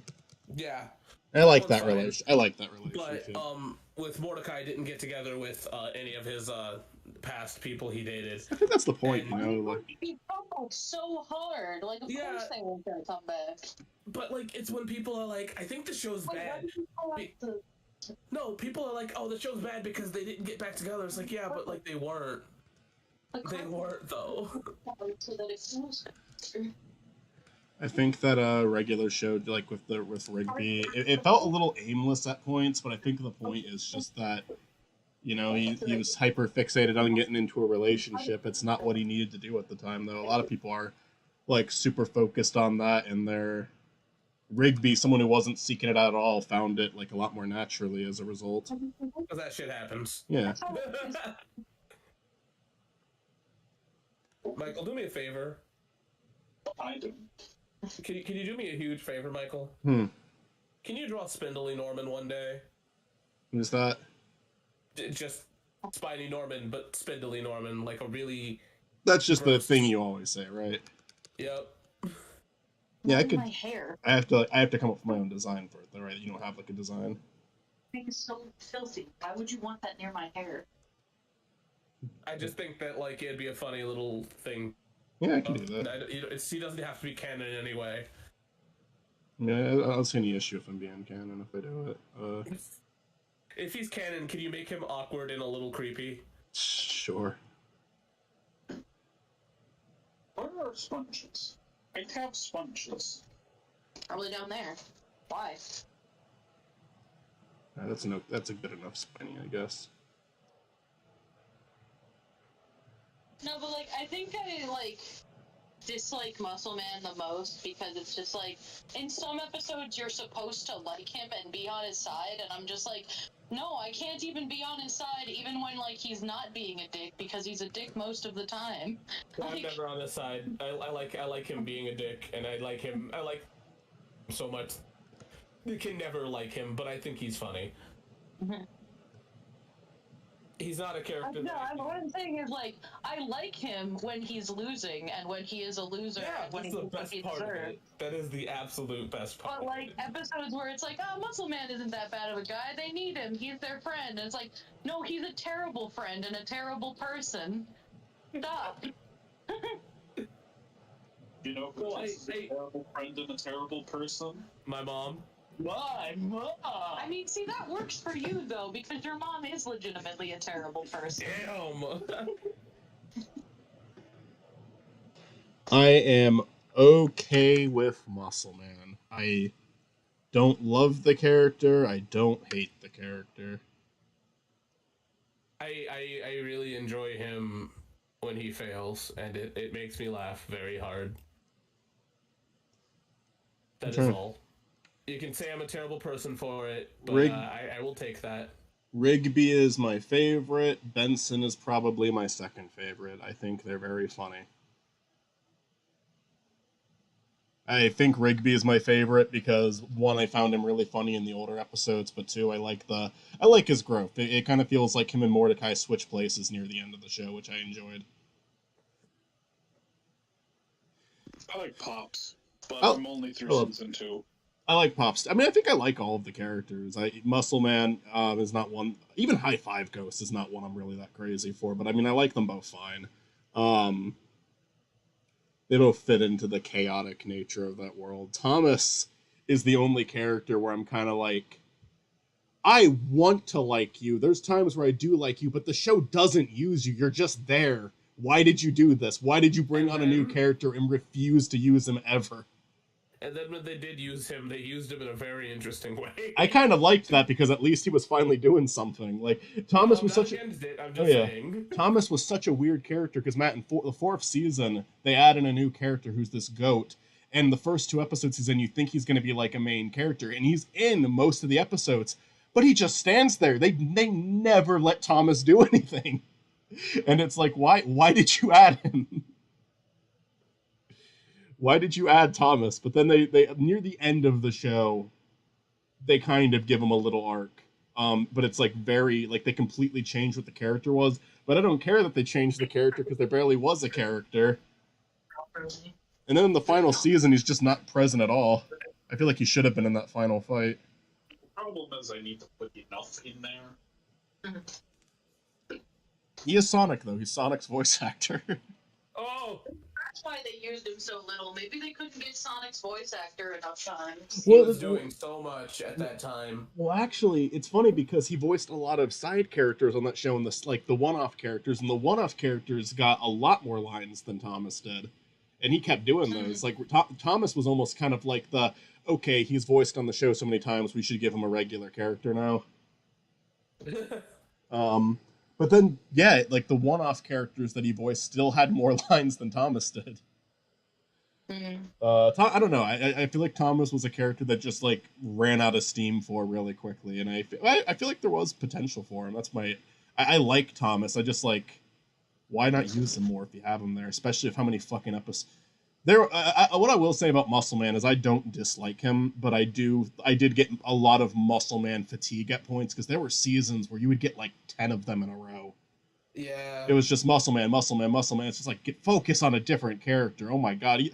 Like even Pops and Skips at a point kind of get pushed to the side until the final season. Obviously, Pops doesn't get pushed to the side, but Skips, like I feel like Mark Hamill like probably lost availability a little bit because like second half of the show he's still present, but I feel like there's a lot less episodes about him. Where in the first few seasons, I feel like every other episode Skips plays a major role.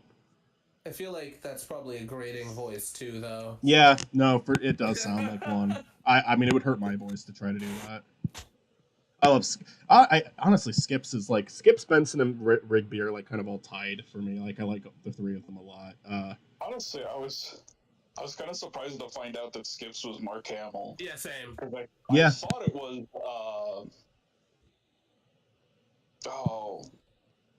John DiMaggio, Bender, and Jake Makes the sense. Dog. Makes sense that you would they're kind of similar-ish. Like it kind of sounds like it could be the same voice actor for sure. They both are voice actors that do wild shit that I go, oh shit, I'm surprised that they were here. I should have known. I just thought it was interesting that regular show had like such a big star behind it. Now obviously Mark Hamill, he's more of a voice actor now. I feel like he was a bigger star back in the day. But he still, I mean, I kind of prefer Mark Hamill as a voice actor because I'm not really a Star Wars guy. But it just kind of seemed interesting. Like, oh man, like regular show from the first episode just had this legend in it. That's awesome. I think I know Mark Hamill more as a voice actor. Yeah, I mean, actor. I know if more you told voice me roles. anything outside of Star Wars, I wouldn't have known. Same, honestly. I'm gonna have to wrap this up soon. He was in Wing Commander. That was a thing. That's not a movie, but I mean, he was in it. A movie, actually. So what? There is a Wing Commander movie. Ah, okay. See, there we go. Is he in it? Is he in the Wing Commander movie or no? I don't think so. Oh, that sucks. Okay. Was the Wing Commander movie good? I've never seen it. Oh. I gotta go out of my way to see it. There'll be a Wing Commander. It's got Matthew Lillard. Ah. You know, it's not that anybody. Okay, yeah, actually, Mark Hamill does appear in Wing Commander, the movie. Hell yeah. Okay, I'm gonna have to check it out. From 1999. You know, Matt and Michael, this is a question for you guys. What is the worst video game movie you guys have ever seen? Like, probably Prince of Persia. Like... Really? Okay. I hated that. One of the Uva Bowl ones, probably. I don't think I've seen those, to be fair. I mean, like, here's the thing. I've seen a few, and I remember, like, almost nothing about most of them. I feel like there's a part of me that wants to be like, oh, House of the Dead, but I'm like, no, I remember House of the Dead at least. Alone in the Dark, I don't remember. Blood Rain, I don't remember. I guess those are the only two other ones I've seen. I guess I'll go with Alone in the Dark then. Oh wow, yeah, that's bad. Unless there's the worst one I'm not thinking of. No, I'll stick with that one. I think the worst video game movies I've ever seen in my life is Tekken 2: The Revenge of Kazuya. Cause that movie's just mad dog shit. Cause it like has nothing. Like in other countries, it is not even named Tekken. It has nothing to do with the game franchise. It tries to, but like it is just a bad and boring movie. I think my second worst is Fatal Fury. The one I think King of Fighters, the one I showed you guys. Oh, you know what? I think I did dislike that one more than Prince of Persia. I hated Prince of Persia way more than King of Fighters. I was at least laughing at King of Fighters. I will say I don't remember either of them especially well, so that probably speaks a little bit about them. Prince of Persia's bad. There's people that defend it, but it's bad. Yeah, I didn't enjoy either. It's like it's not bad. I liked the like, animated Fatal Fury movie you showed me. That was fun. You showed some good video game movies too. Animal Crossing was. I'm thinking of our movie nights. Animal Crossing was great. Obviously, I'm a fan of the Sonic OVA. Mario OVA is fun. Good music. If I can be honest, I think the greatest video game film, and I don't know if it'll ever be surpassed, is the Animal Crossing one, because that one embodies Animal Crossing so well and makes a good film as well that I don't think anything could surpass it. Because like if I have to argue like what is the best, I think that it does it. It also does have a little bit of like shit you can't do in the game, but like who the hell cares, you know? Yeah, I mean it changes what it needs to and keeps what it needs to very well. But it's like believable, right? Like it doesn't. It hits all the stuff that people liked about Animal Crossing. It did it very well, and I think that to this day it'll be one of the greatest video game movies of all time that Nintendo refuses to release.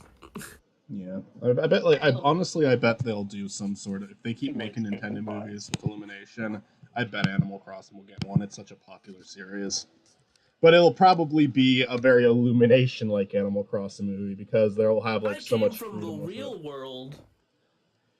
Hopefully they don't go that route, but I mean like with the jokes, like it'll have Illumination humor in it, which I'm not gonna like because they're gonna have 5 Isabels in the background. I'll give them a little bit of the benefit of the doubt since the Mario Brothers movie was very entertaining to watch. Like I'm gonna give them like maybe making video game movies is where Illumination can thrive, but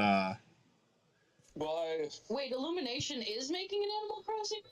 No. I think if they keep making Nintendo movies, Animal Crossing would be like high on that list because it's like such a popular series now. I mean, you have fucking celebrities playing it on their YouTube channels. Like it's huge.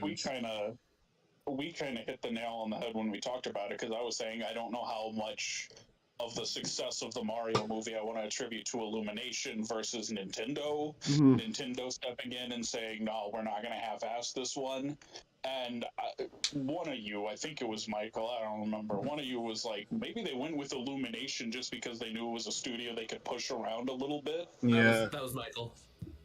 So I feel like maybe they went with Illumination because they knew they could get Illumination to do what they wanted. And it's really Nintendo's fault that the Mario movie is as good as it is. I think if I can be negative, because of course I am when it comes to video game movies, if you said that we'd make an Animal Crossing movie around the time of New Horizons, I would have hope. But due to the fact, and I do not dislike, no, not New Horizons, I meant New Leaf. If you said around New Leaf, I'd have a lot more hope. But New Horizons, it's not that I don't have hope for it. It's just I don't know. Because I like New Horizons. I know a lot of people don't. But I don't know if the movie would connect as well to people. Because a lot of people feel like Animal Crossing lost its way, which I disagree with. In the grand scheme of things, I think I like New Horizons. I just, honestly, if I have to pick one up, I might prefer to pick up GameCube or New Leaf. Well, I like New Horizons, but I definitely think it's a step down from New Leaf. Yeah, for sure. it's interesting because I actually do not. If I had a choice, it'd probably be New Leaf. Like that's the best one to me. Well, I mean, what made it great? I think the best thing about New Leaf is how connected it was. Like New Horizons, you can still visit each other's islands, but it feels very disconnected. Whereas in like New Leaf, it was all about like doing the mini games together and like visiting different places and stuff like that. It's like it felt so much more like a game you're supposed to play with your friends, Yeah. you know? Like, so I feel like that's kind of lost in New Horizons. I feel like Maybe it feels more isolated, I guess. I feel like if I have to say for nostalgic sake, because I feel like this is where this conversation for me has to go. For like the better game, it's New Leaf, but for nostalgia's sake, it's City Folk. I absolutely love that one. I It love was City Folk too. You know, it's the only one I never played. Unfortunately, I just didn't get my hands on it. I would play City Folk for hours. Like Look, my if- dad would leave for work and then come home and be like, "Have you been playing this all day?" And I'd be like, "Yes." Listen, Mitzi, if there was a way to bring back the online for City Folk, I would absolutely do a playthrough for it with my friends. Yeah, that would be lovely. Maybe that there's was some sort of that was the add-on one where you could online. go online. I like the idea and the concept of the city, which was brought back in New Leaf, you know, lesser degree.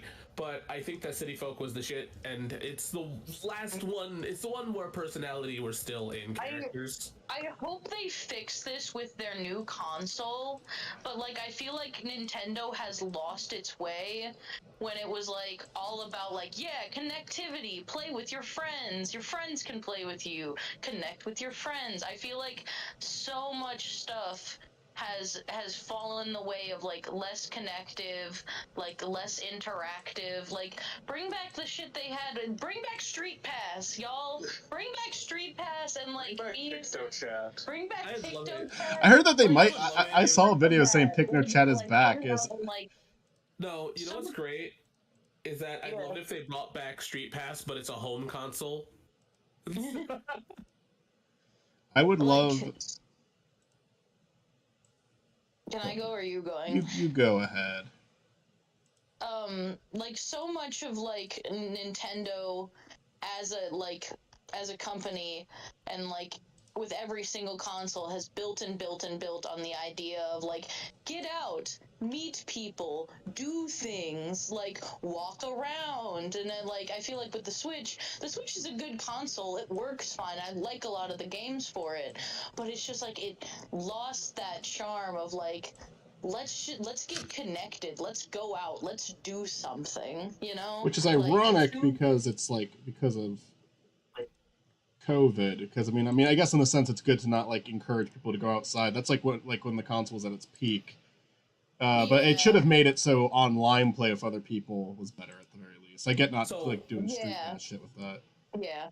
Oh, my problem with You Nintendo. have to pay $5 a month to use the internet on your internet on the system. Yeah, no, it's bullshit. I mean, PlayStation makes you do a similar thing. Like, if you want to play Yeah. games with people, you have to pay extra. I think I was everyone like, does that's that. I think $3.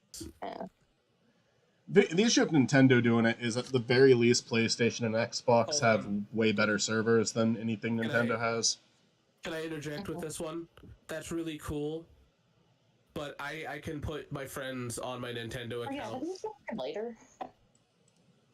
and so I prefer Nintendo.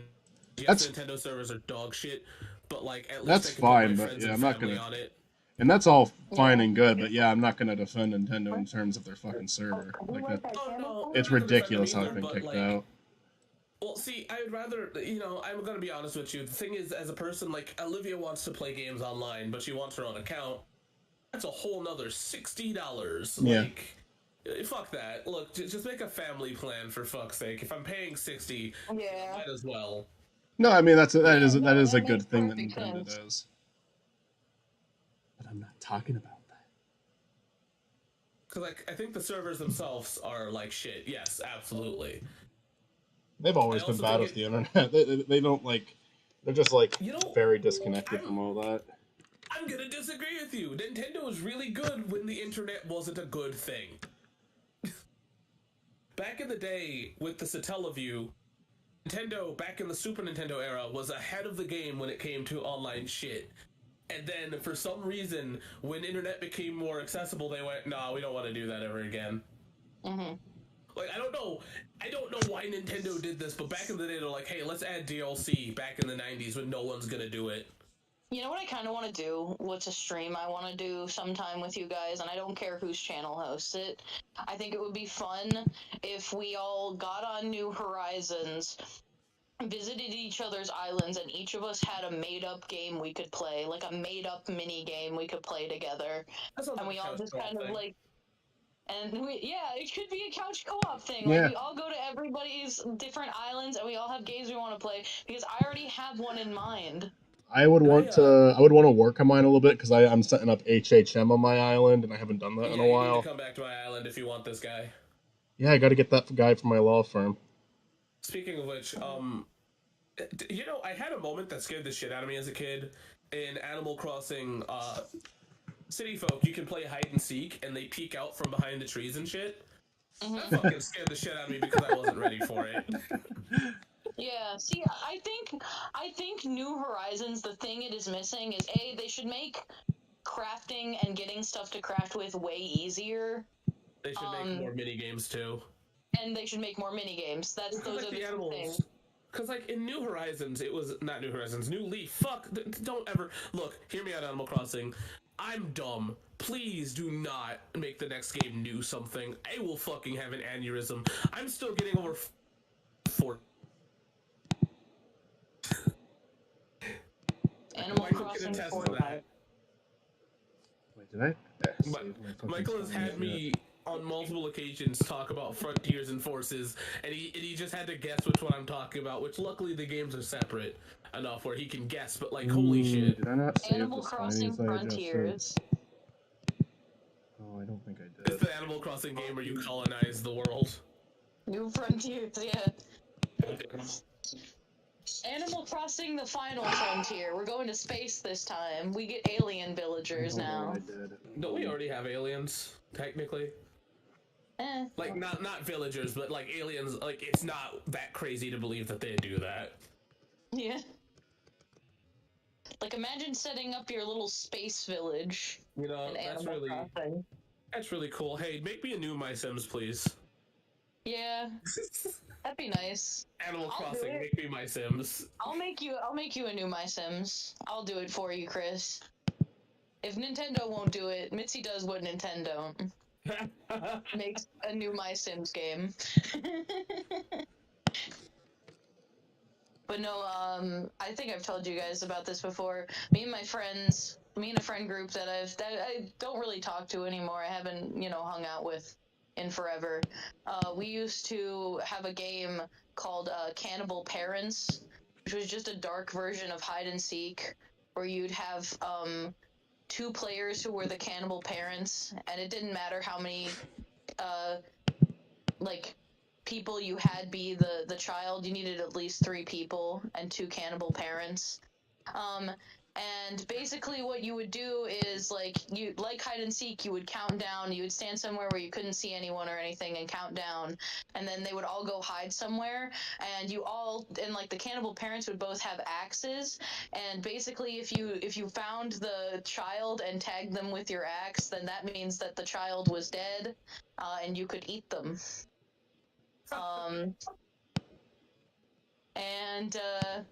It was one of those games where it's just like, the parents would either have to give up, or you could never win as the child, and you would get eaten. Has anyone given up before? No. The children would always lose. I mean, but that's the thing with, like, hide and seek, is eventually the person seeking will find you. Yeah, but you don't have, it's not just finding them. You also have to, swing the axe and, tag them with it. You have to physically touch them with your axe. Okay, but hold on now. Run around.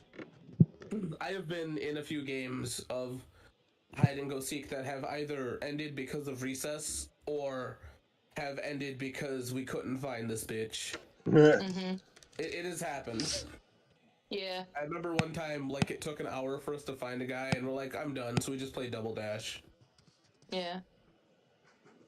The fun of the game was when, you know, it went from being hide and seek to tag, and you were just chasing them down.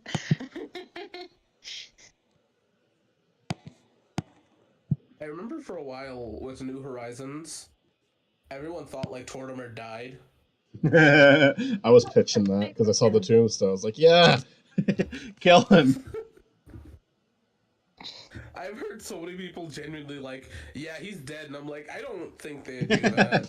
That'd be funny, but I don't think that they'd do it. Mr. Rossetti's dead though. Yeah, rest in peace, Mr. Rossetti. Art. Rip in peace, Mr. Rossetti. No. Resto and pesto. Rest in discomfort. Rest in a better one than you. Rest in having a bad time. What's bad is I actually heard somebody genuinely say that to somebody. Rest in having a bad time? No, rest in piss, because Oh.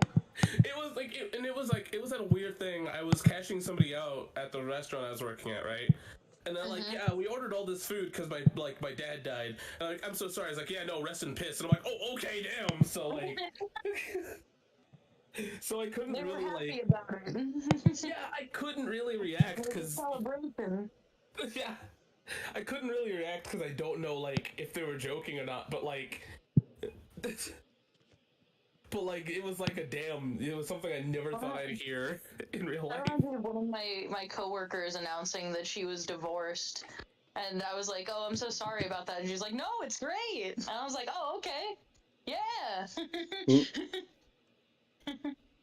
Happy for you. Happy for that divorce now. God, I hope he burns in hell now. I guess. Right, like.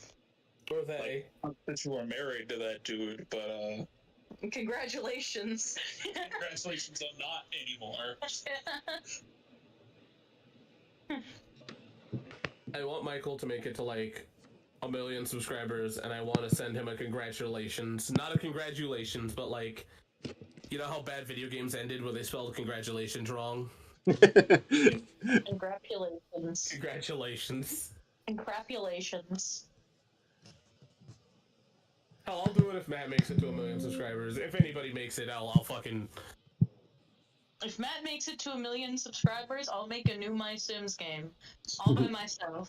I'll learn how to become a game developer just to make a new My Sims game. Okay, hold on. Hold on. Can I pitch a better game that you should make instead?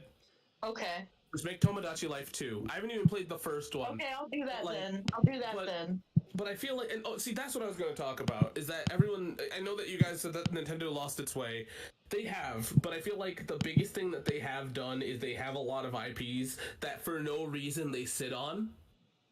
Mm-hmm. And Tomodachi Life is one of them. Fucking make a 2. There is no reason to make a 2. There is absolutely none. You know what I'm gonna do? I'm gonna make a Tomodachi Life 2, and I'm going to add the My Sims characters in as NPCs. No, just make Tomodachi Life 3.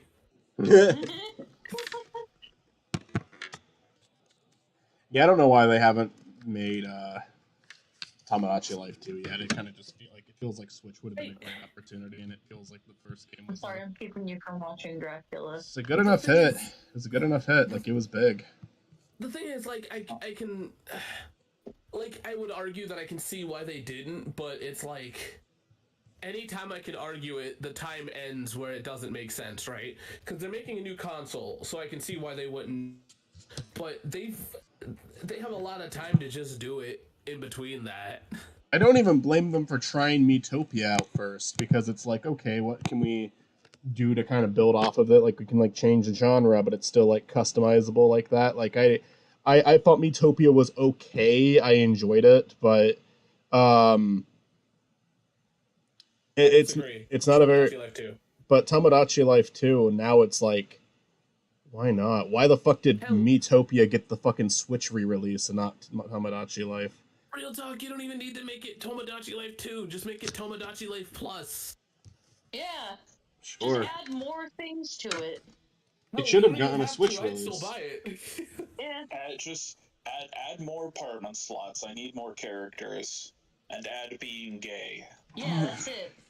Yeah. And get rid of the sneeze game.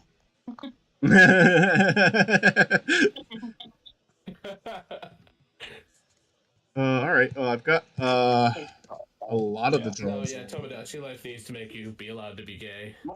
Michael, do you like storyboard these videos? Or do you just draw them? I just draw them for the most part. Hey, Nugget. What I will do in terms of storyboarding is I'll set most of my backgrounds up on the timeline and like do the cuts back and forth. So once I have the characters drawn, I know exactly where to place them. But I don't really storyboard that much now. All right. Why do you ask? Matt's gonna roast your whole life. Just wanted to know. Just wanted to know if like you had a plan when you started drawing these, or if you just drew. I just go into it, and if I hate a drawing, like if I think a drawing's I don't have a high standard for the drawings, but if I think one's like way too shitty, I start over. I think if I can share a process, what Olivia does is she draws what she needs. Mhm. Because like we normally voice stuff over first. So like if there's a joke in it, we write around that. I do But then again, mine isn't storyboard. Mine isn't, so it doesn't matter. But I definitely do voiceover first, and then I like with this one I listened to the scene I wanted, and I came up with 24 different images I needed. And I wrote down the list so I could like kind of erase them as I'm going. So right now I started with 24 I had to do. Let's see, 1, 2, 3, 4, 5, 6, 7, 8, 9. I got 9 left. It's like the reason why I bring it up is like one episode that Michael was in. We had him playing a Game Gear in the background, Yeah. which we didn't have to do. That was something that we thought would be funny in the moment because like we didn't need to. We didn't even need to acknowledge him, but you know, we wanted to make sure that like we acknowledged why he wasn't saying anything in the origin. It was video. funny too. I like the. I don't know. I don't. It's not like there's not much of a joke to it. You just say you good, and I give you a thumbs up. But I something about that was funny to me. The way it was like timed was good. And just seeing Spiny off in the background, kind of fucking off from the whole thing now. Yeah. If Sonic Superstars is ever made, we have a pretty elaborate joke. Yeah, I got a lot of work on that one that I have to do. Like a lot of that comes on my end. I'm if I'm the reason that video's been delayed, I apologize. But I will do my part. No, it's because I haven't touched it. By the way, you want to know something that really sucks? What's up? It's not that it's dead, but I cannot find for the life of me the Scooby-Doo podcast, and I'm mad about it. It's somewhere I still have my audio, so I can send you my audio again if you need it. But please, if you don't mind. If you've lost your audio, you're on. Oh no, I've lost your audio. I can send you my audio a second. Oh, please do. Please do. I am so fucking sorry. But I've only lost your guys' audio, and which means fine. it's I've still got it. Cool. That's awesome. All right, which means it can be done. I try to hold on to my audio until like the video has come out. Yeah, same. Okay, cool. Because I was super upset about it because I'm like, I started working on it recently, and I'm like, God damn it, I don't have the other end of it. So I'm happy that we do, because now that can finally fucking come out. I still have it on my Google Drive. I'll just send you the link. Oh yeah. Okay. Thank you. Now. I need to record a couch co-op with Michael, and then I'm gonna start recording the other ones again. Thank you so much, Matt. This is beautiful. Yeah, no worries. Good boy. Like I say, I hold on to my audio until the videos come out. Just in case. But anyways, Michael, I need to record that thing with you, and then I need to find time for Matt and Mitzi separately to do a couch co-op. Yeah. We'll pick a day soon. And then after that, we'll do couch co-ops. Well, I was actually gonna. The thing is, couch co-op is gonna be recorded out of order, clearly, because I don't know when the hell the one that me and you are doing is happening. But I Hopefully want not to do for- one live. Hopefully it doesn't. If it's the one I'm thinking about, hopefully that doesn't go up for a very long time. It won't. But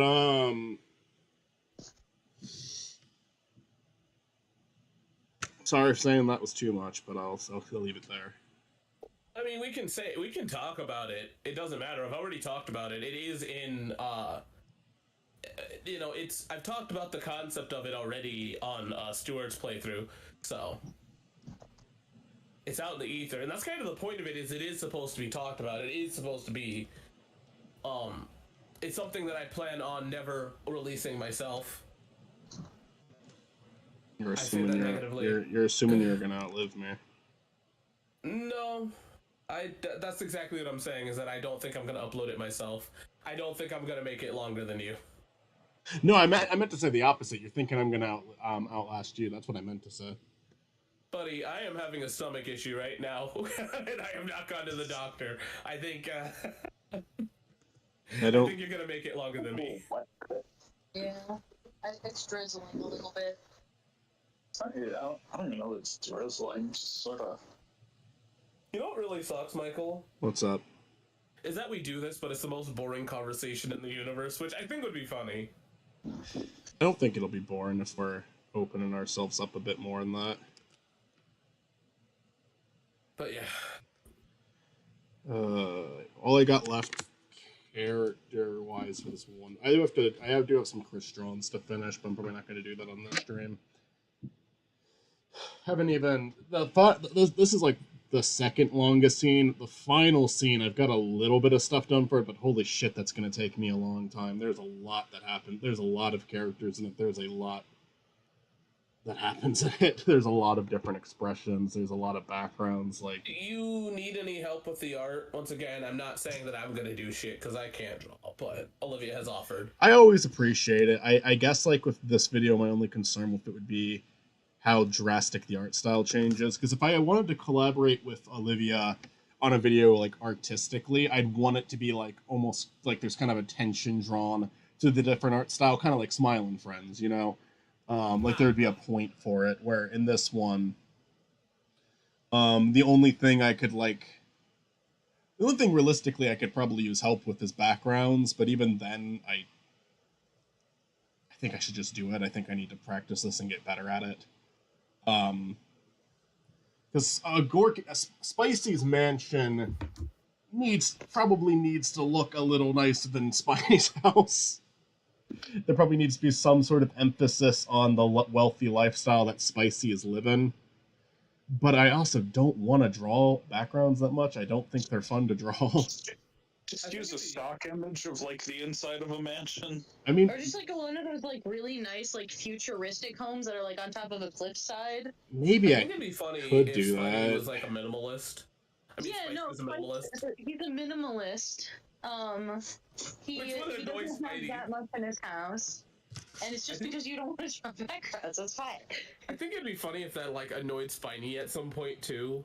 That like He's such a minimalist. It's a white background, and he's like, "Why don't you have any furniture?" He's like, "It's minimalism." I like what you guys are going with that, but it kind of already contradicts like lines in the script that are fully like drawn out and whatnot. Spicy has a bigger house. That's it. oh, just because it's a bigger house doesn't mean he has like a million stuff in it. It doesn't have to be like a. I mean, honestly, it doesn't have to be a. I don't think the word mansion is thrown out. It doesn't necessarily have to be a mansion, but. The Gorky I struggle with. The drawing above him right now, I really like. This one, it's a little awkward looking. I don't know. He's harder to draw. Honestly, it's just because he is Sonic. Like, I'm just drawing Sonic, so.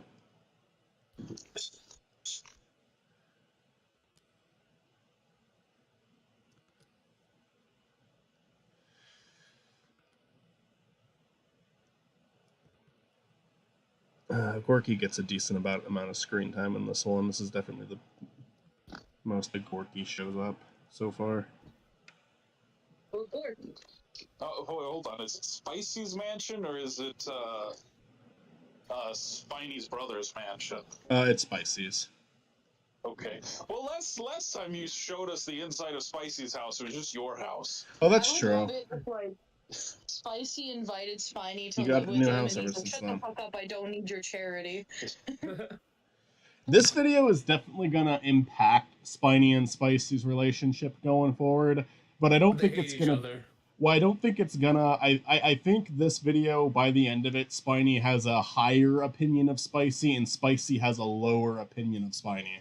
But I don't think it's like a complete 180. I don't think like Spicy hates Spiny, and I don't think Spiny loves Spicy. I think that things get very awkward with them at the end of this. There is a Matt knows what it is because Matt recorded Spicy's lines. Yeah, it's weird that you've given an arc to this character that I made up just to be like, he reviews all of the Sonic restaurants. You got to work with it. What you're given, you know. You gotta like. Okay, guys, but are we going to a Sonic this year to begin? We could do a follow up. He really has a partnership with the Sonic franchise. Both the restaurant and the games for some reason, and it pisses Spiny off. Yeah, he works for Sega. Spiny's He works distaste. for Sega Test, you know.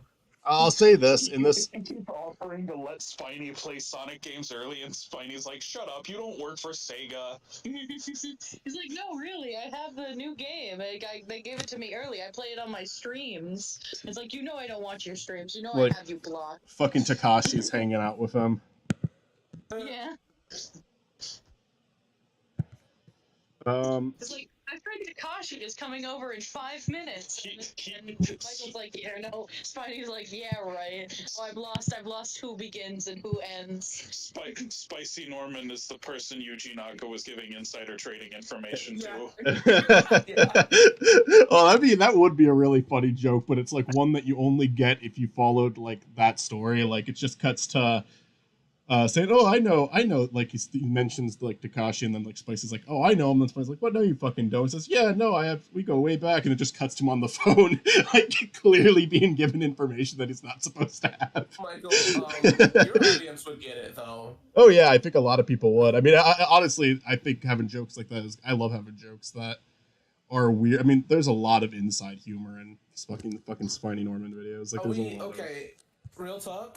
One of the first Overtime comics is about fucking Garfield and Marmaduke. Michael, can I have a favor? Sure.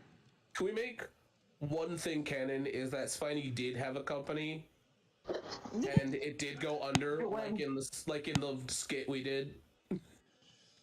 Which we had a whole bit about that. Oh, Durham Secret of the Rings. Spiny Inc. and it. That one I have to see if I can save because the recording got fucked up. But I mean, was it about the soy sauce budget? Yeah. if you can, that needs to be something I'd love in the Spiny canon, only because it went farther than I thought it was going to. It was really funny, and all of you guys are there, but like my audio is completely gone, and the gameplay footage is not there. That's the issue. No. I want to save it though because honestly, all I did during that entire thing was play the game. Like I was just playing that one fucking racing mission over and over. So if I just kept doing that again and presumably lost again. And I cut out any acknowledgement of you guys saying, and I would also need to mute the gameplay so it matched. Well, yeah, so I would need to. You could just upload our audio as like a video of just us like talking. It might And it's just, need like, to be. skit. It might need to be context based. nowhere. It This might. episode of Spiny Norman is brought to you from Television-O-Vision, where we show you the point of view of the television. I gotta And listen. It's just him sitting on the couch and us sitting around him. I gotta listen No, back Michael, to it if you- because there might be some important context that led into that whole bit happening. Kind of. The context of that is that Stuart kept making a soy joke in Sonic. There was no context. It's just you were. I feel like if I remember correctly, it was just a bit because I decided to do bits at random, and I think that's what that was. Is I was just trying to do a bit, and you guys played along very well, even though you didn't have to. That's good too. Makes the recording better. Right now I'm editing Blast. I started uploading the episodes to YouTube private. I want to at least get one major upload out before I start releasing another playthrough. But I think Year of the Hedgehog 2 will suffice. I think I need a break from uploading. I think I want to take a nice long ass break from I feel like I did kind of take anything my YouTube break. related, but I don't know how to take a break, so. No, but I think it would be funny for Spiny to turn down a room in Spicy's mansion, just like, you know, you always have a home here and you don't have to live in a dumpster. And Spiny, just like out of spite, is just like, no, I will live in the dumpster. How dare you belittle my dumpster? He's like Linus from Stardew. Mm-hmm. Except Linus lives in a tent, which is a little better than living in a dumpster.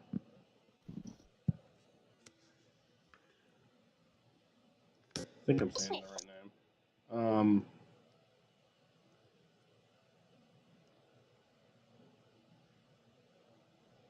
No, you can't be over there. We need you on the stage. Like, I'm sorry I'm asking for like millions of things with Spiny. It's just I think Spiny Incorporated would be hilarious to like last only a day. I mean, generally I'm open to destroyed. it. You have to mow the lawn, so I have a lot of shit I need to do still today. Especially if we're gonna do that Saul recording later. But you keep me updated on that, Chris. Honestly, this is kind of a. I don't know how much this would throw it off. I feel like it probably wouldn't if push came to shove. Would you be okay with recording the episodes out of order, like doing the one with Stuart tonight and then going back to the one that we were supposed to record first? We'll see. Yeah. Because that might make it a little easier if we don't have to worry about an additional recording. Oh wait, hold on. You're talking about Better Call? Yeah, for sure. Yeah, no, yeah. Because I feel out of order. I think we could. I feel like we could like get away with that. Just we just need to actually avoid talking about 3 and 4 because we don't want to repeat. We don't want to repeat anything that we saved for that actual episode. Hey, I'm gonna tell you. I remember what happens, but I remember more or less. Look, I'm gonna be honest with you. I am way more focused on the Chuck and Saul side. So even if we talk about it, it's inevitable because I'm assuming the next set is a Chuck and Saul. Yeah, Jimmy side, because the episode prior was was kind of more of a Mike and and they'll make it easier to avoid talking about that because the one before it was like all like it was so focused on Mike and the cartel and all that. Here, take that. Yeah, so it's easy to not overlap because I don't, unless these episodes do. The only stuff to really talk about with Jimmy and Chuck prior to yes. Prior to that one is like the arrest itself, and then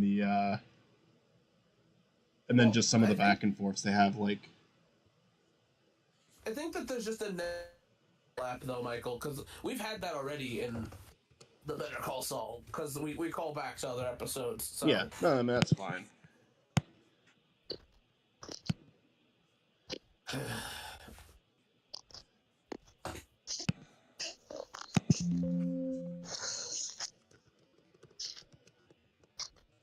Oh yeah, I fucked this up. God fucking damn it.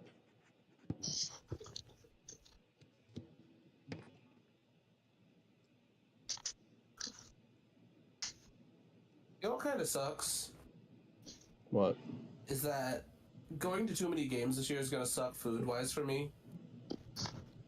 Why? Because I've been taking more of a vegetarian approach at food. Mm. And traveling and doing that is a fucking nightmare. I mean, if you need to take a break from it, take a break from it. If you don't want to, I'm sure we can find. Oh, I'll take a break from it. I'm saying I'll take a break from it. It just kind of sucks. I mean, you don't have to. We can. You don't have to eat what everyone else is eating. We can find something that's like. No, we normally don't eat together. It's just the issue is that like driving there is not going to be easy to. Oh, okay.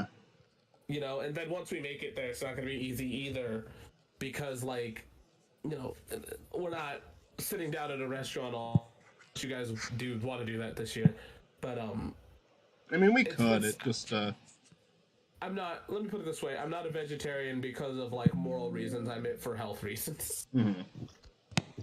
I know a little bit of moral reasons, but like you know what I mean. I guess I'm more or less of just sharing that it's hard to travel while you have a different dietary whatever. Mhm. I only say this because there's a pickle mascot on the screen. Let me think.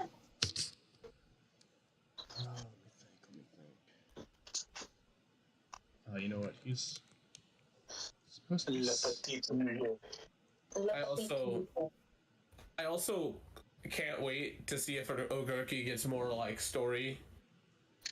I don't know if he's gonna be a character that gets more, but like I'd love it if Year of the Hedgehog 3 was more about him. I know what Year of the Hedgehog 3 is gonna be about, and it's like it is very Dr. Howard centric, like extremely. But You know, my Ogurki dumbass will was be like, there. how do you know? But the year's kinda already. Because I already have the story I want, and also I already. There'll be a Knuckles segment. There'll be a Sonic X Shadow Generation segment. There'll be a Sonic Movie 3 segment. And there'll be that fucking Sonic Rumble game came out. Like there's stuff to talk about. Prime Season 3. Oh my god, that'll be a big one. Because I'm not talking about Season 3 the Dream in game this one. too. That would have been this year, and there's a bit about it in this video, but I haven't played it, so I don't talk about it. But there is like a bit. Like the further we get into the video, the less Spiny actually talks about the stuff going on. He starts skimming through it. He does not have a lot to say about Frontier's final update. He's just pissed off.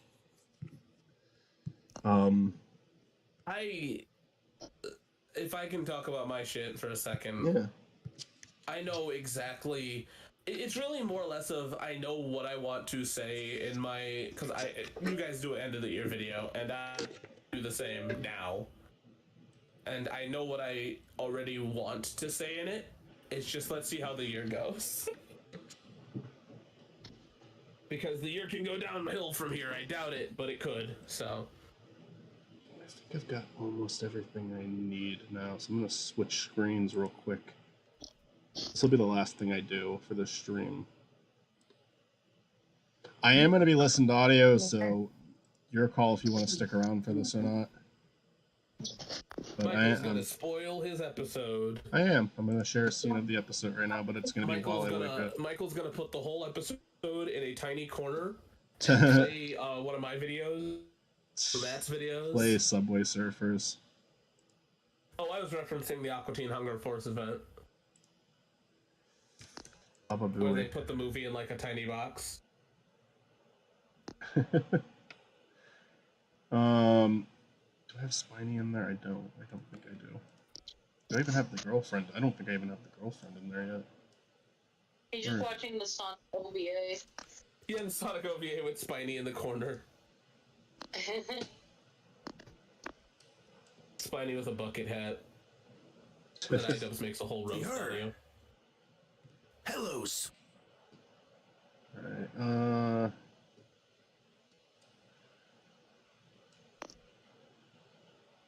Jerry Gross. Sweetie. Hello, Ed.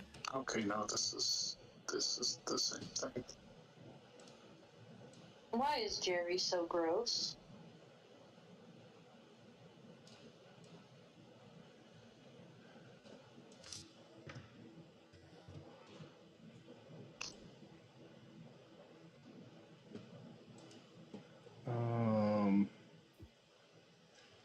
This is laggy.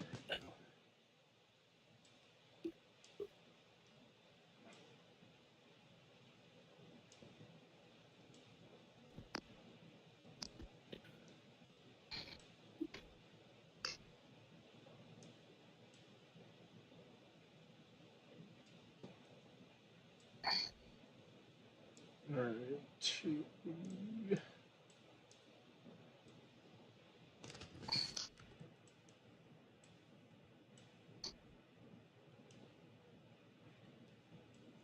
just drag that out for the whole scene and cut it where it needs to be cut. Not here.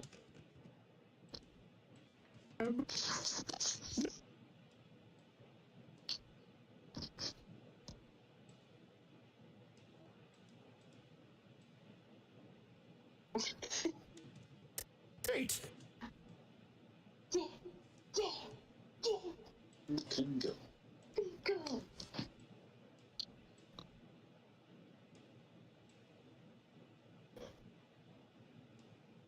Like a kid at a birthday party. Some. Oh. Well, you're.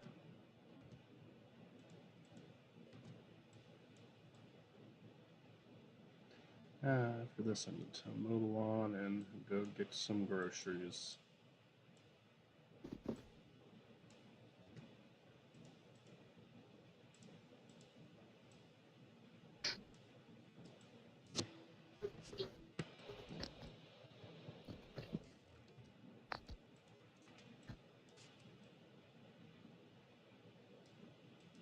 What should?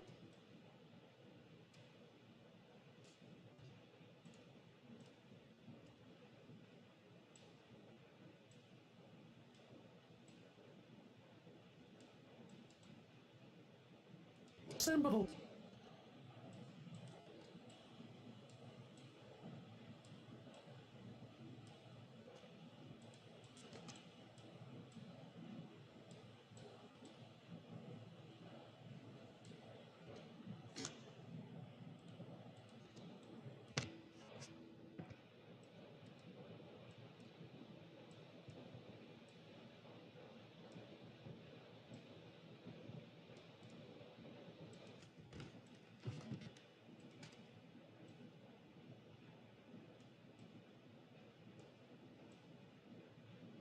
Hello.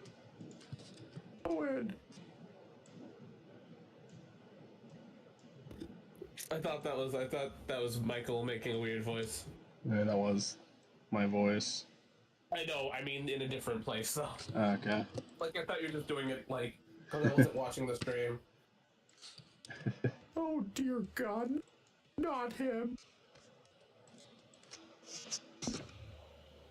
Gorky, do you have a history with this girl? No, I have history.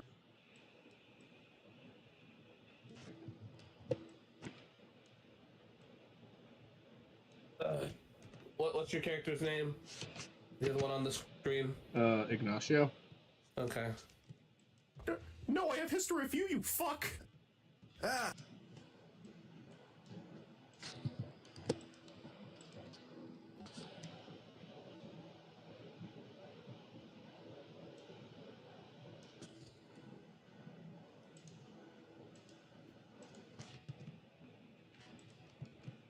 Ah!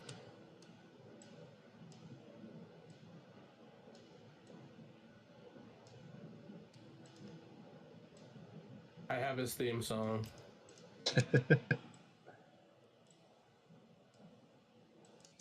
No, I have history with you, you fuck! Ah. So that's the voice we're going with for you? It's in the music, whatever. Oh, I'll take a look in a second.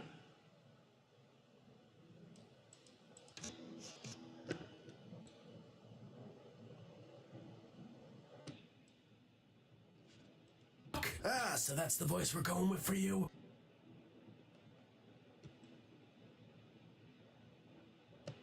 Do you seriously not remember me?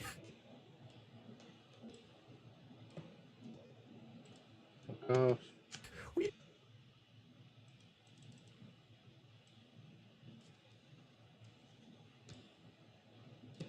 Did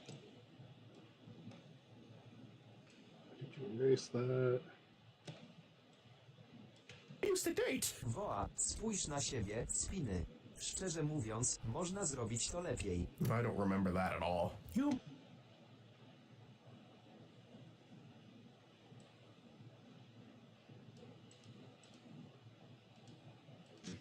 Hey, friends. Oh, my dad got into a fight at dinner? You always...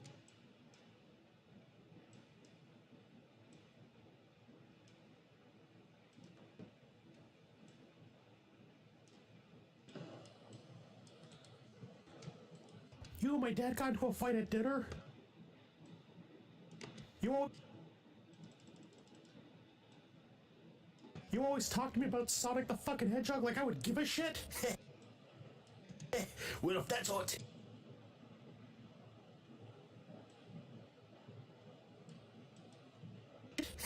well, if that's all it takes to date Spidey, then consider me one of your exes too. I like where he appeared. You have to. Well, if that's all it takes to date Spidey, then consider. I'm gonna erase that one and replace it with the angry one consistently. Doesn't smile very much in the scene. Remember that at all? You and my dad got into a fight at dinner? You always talk to me about Sonic the fucking Hedgehog like I would give a shit? Well, if that's all it takes. Why is the mouth? What?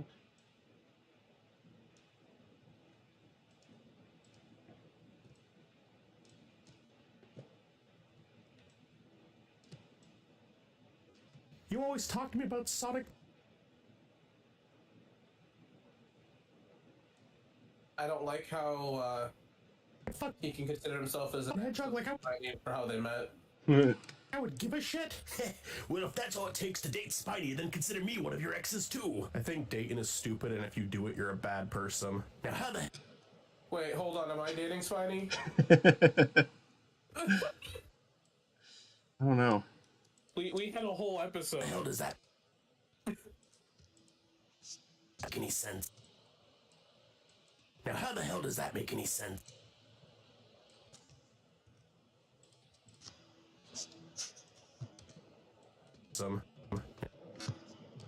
Now, how the hell does that make any sense?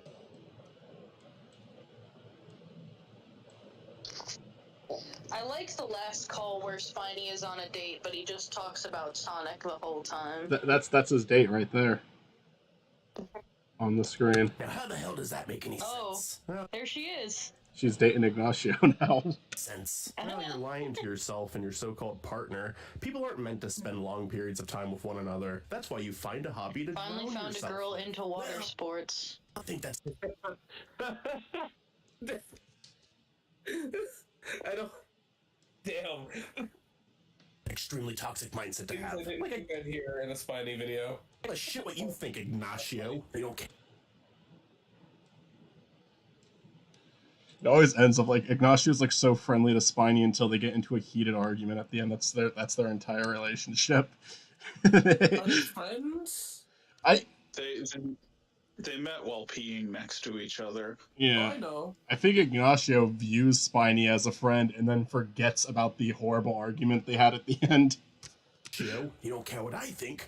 Then why the hell did you invite me to this party? I don't know. Why did you show up? We clearly don't like each other. Honey, look.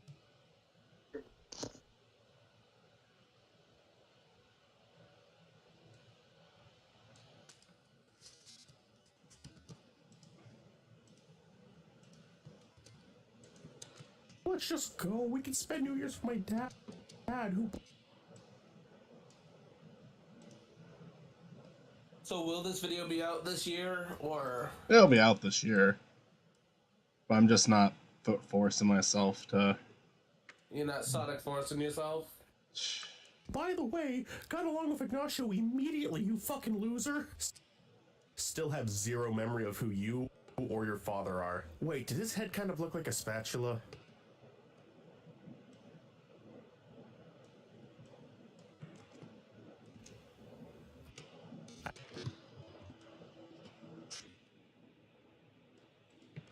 I don't appreciate the comparison, but a little bit.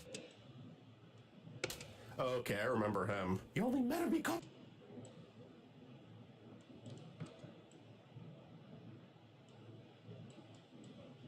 of me. Well, shows how much of an impression you make on people, huh?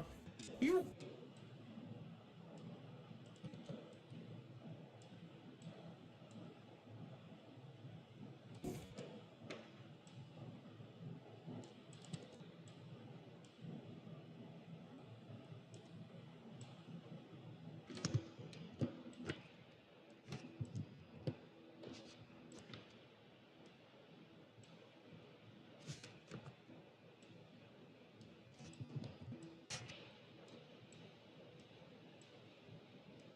let's just leave. Chcesz po prostu zakończyć tę noc? Spiny? No. I'm gonna go through and make sure I have the right. That's the voice we're going with for you. I have. No, I have history. Yeah, I had the wrong expression for a lot of these of her. She's supposed to have the angry expression most of it. Oh dear God, not him.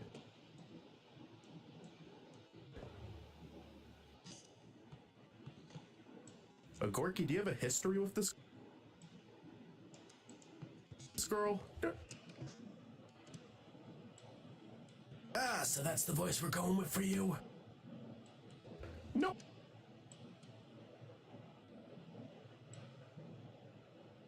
Ah, fuck you.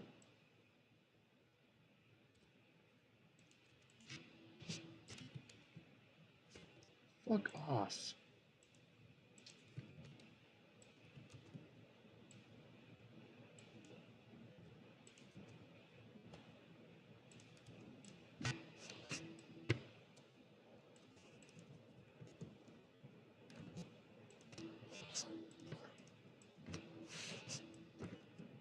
History of you fuck.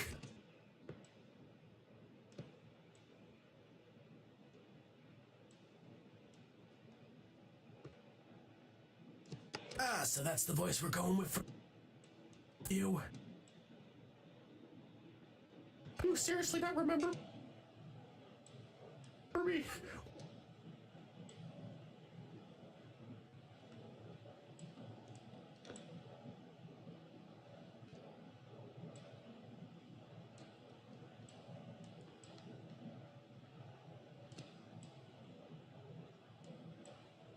What's the date? Woła, spójrz na siebie, spiny. Szczerze mówiąc...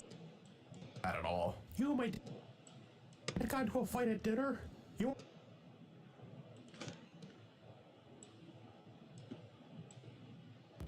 Does Spidey understand Ogorki or no? He does, and I think he assumes everyone else does too, but no one else really does. That's hilarious. But yeah, Spiny definitely understands Agorki. I don't really know if anyone else understands him. Maybe I think if anyone else was going to What is he understand him, it'd be speaking? Dr. Howard. Polish, but Google Translate Polish. Like there could be errors with it through Google You could say Translate. something mad racist. I thought it'd be funnier to not subtitle Agorki. By the way, I'm joking. I don't think Google will let you get away with that. You and my dad got into a fight at dinner? You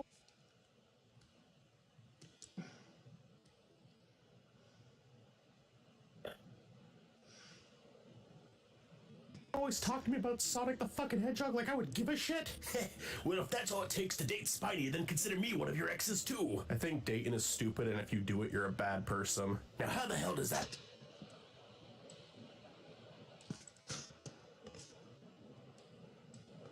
make any sense?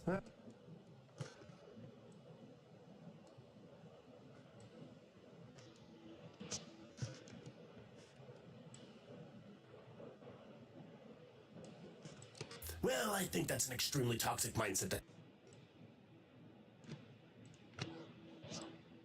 have. Like, I give a shit what you think, Ignacio. You don't care what I think? Then why the hell did you invite me to this party? I don't know. Why did you show up? We clearly don't like each other. Honey, let's just go. We can spend New Year's with my dad, who, by the way, got along with Ignacio immediately, you fucking loser. Still have zero memory of who you or your father are. Wait, did his head kind of look like a spatula? I don't appreciate the comparison, but a little bit. Okay, I remember him. You only met him because of me. Well, shows how much of an impression you make on people, huh? You... let's just leave. Chcesz po...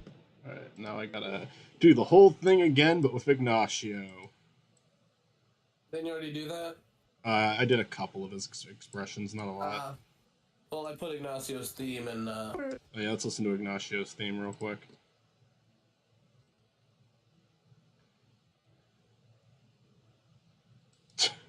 Alright, let's listen to it. Are you listening to it on I stream? guess we'll go. Yeah, I'm going, and you I'm guys going, won't I'm be able to going, hear it, I'm but going, it feels good. No, hold on, give me a second. Let me move to the stream. I'm going, it feels good. Whoa, Feels good. there's Dude Man McCool. And even when I'm going, I'm thinking Fuck, of I had peeing. you open. If I ever stop peeing, I think that I would scream. It's pretty good. No, You never that's heard not my you, but okay. peeing song? No, you you watch got it, an whatever. Ian song? Yeah, God, dude, go it's one of my fight at favorites. dinner. I can, You always well, talk never to me- let anyone get near you when you pee. Because you're such a pee-shy gentleman. It's true. So you Why heard would the I theme ever and shit. know such treasures? Whoa. And, well, it goes. I'm hearing the piano. Oh, there's the remix.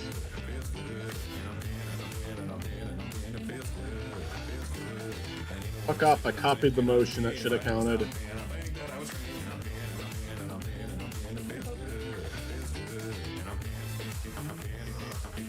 Yeah, this is Ignacio's theme. Yeah, sounds good. About Sonic the fucking Hedgehog like I would give a shit. Well, if that's all it takes to date Spidey, then consider me one of your exes too.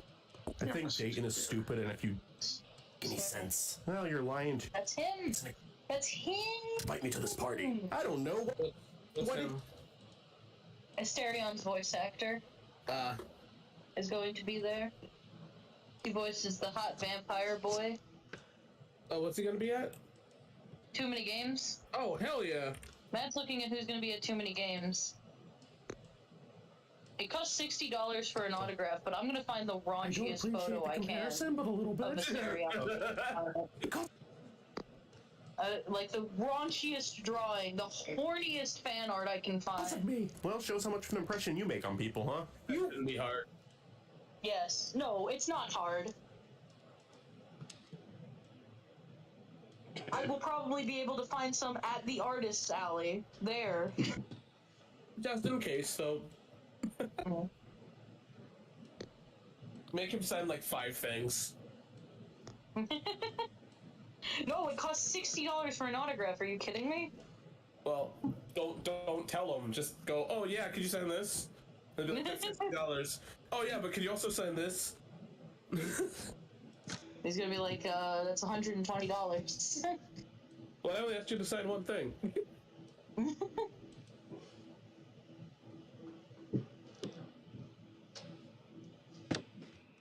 Make him sign like carbon date is- paper, and then you'll have 3 signatures. Make him sign like on the nipples. On the nipples. On the dick. The tip only. Yeah, sign here, please. Pointing directly to his crotch. Oh, come on, did I not copy that? Oh, go fuck yourself.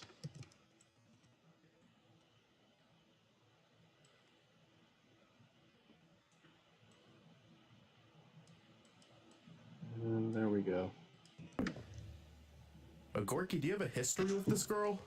No, I have history with you, you fuck! Ah, so that's the voice we're going with for you. Do you seriously not remember me? We used to date. Oh, you're so big. Woła, spójrz na siebie, spiny. Szczerze mówiąc, można zrobić to lepiej. I don't. What did he say? You couldn't tell? No.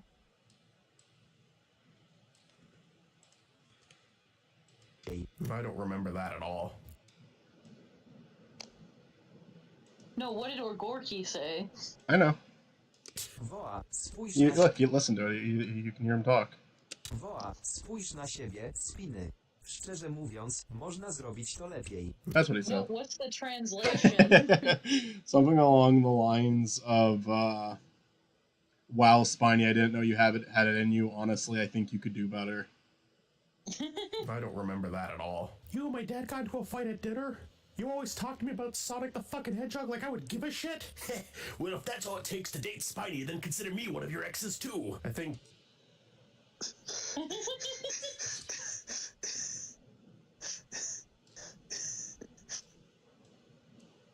I think dating is stupid, and if you do it, you're a bad person. Now, how the hell does that make any sense? Well, you're lying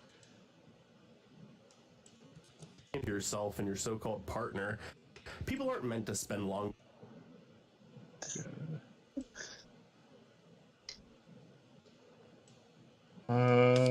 Fucking. There we go. Shit. Oh, you're lying. What? Why is that one positioned differently? I don't know. You tell me. Oh no! What? Why? Oh, that's gonna make this fucking harder. God damn it. Why is it not the same?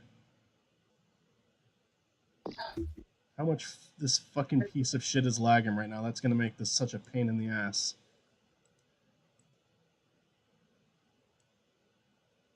Do you need to stop streaming? No. I'm gonna finish this scene on stream.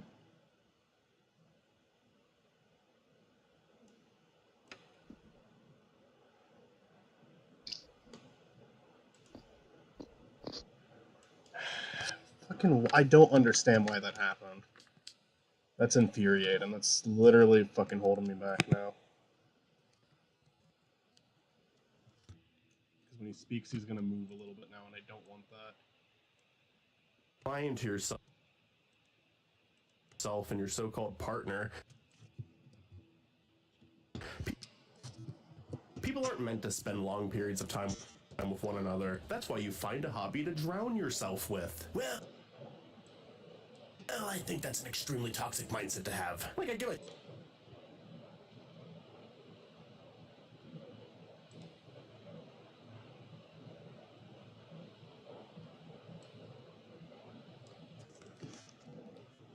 I need another expression. Shit, what you think? Yeah, I don't have a drawn for Spiny responding to that. Ignacio, you don't care what I think? Then why the hell did you invite me to this party? I don't know. Why did you show up? We clearly don't like each other. Honey, let's just go. We can spend New Year's with my dad, who, by the way, got along with Ignacio immediately, you fucking loser. Still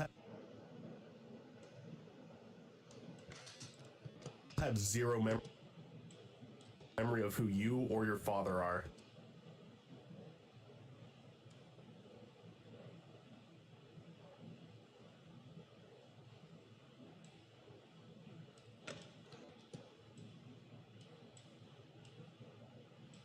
Have zero. What the? Why? God damn it!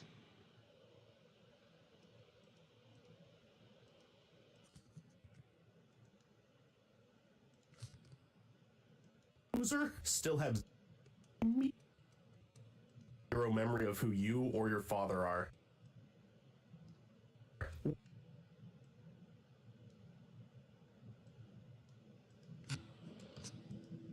Oh, fuck off.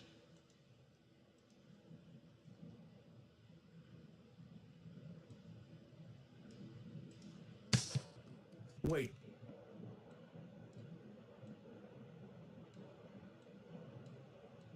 Wait. What the fuck is going on with the position? What the fuck?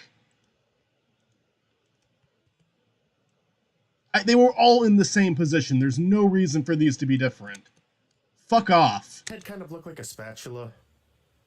I don't appreciate the comparison, but a little bit. They were literally traced over one another. Okay, I remember.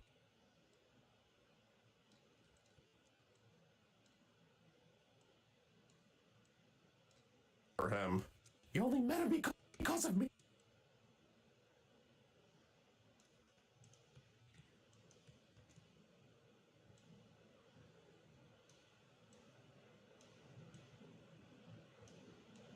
Shows how much of an impression you make on people, huh? You...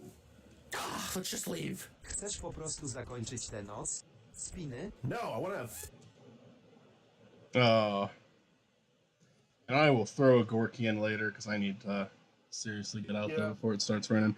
Chris, are you... Okay, I was going to ask if you were still here. Let me just play... Let me just play one scene for you. That's not completed yet. I still have to do some drawings for it. No, send Chris. Well, Chris has had a little to drink, and I don't even drink, so I think it would be best. I want Chris to pick me up.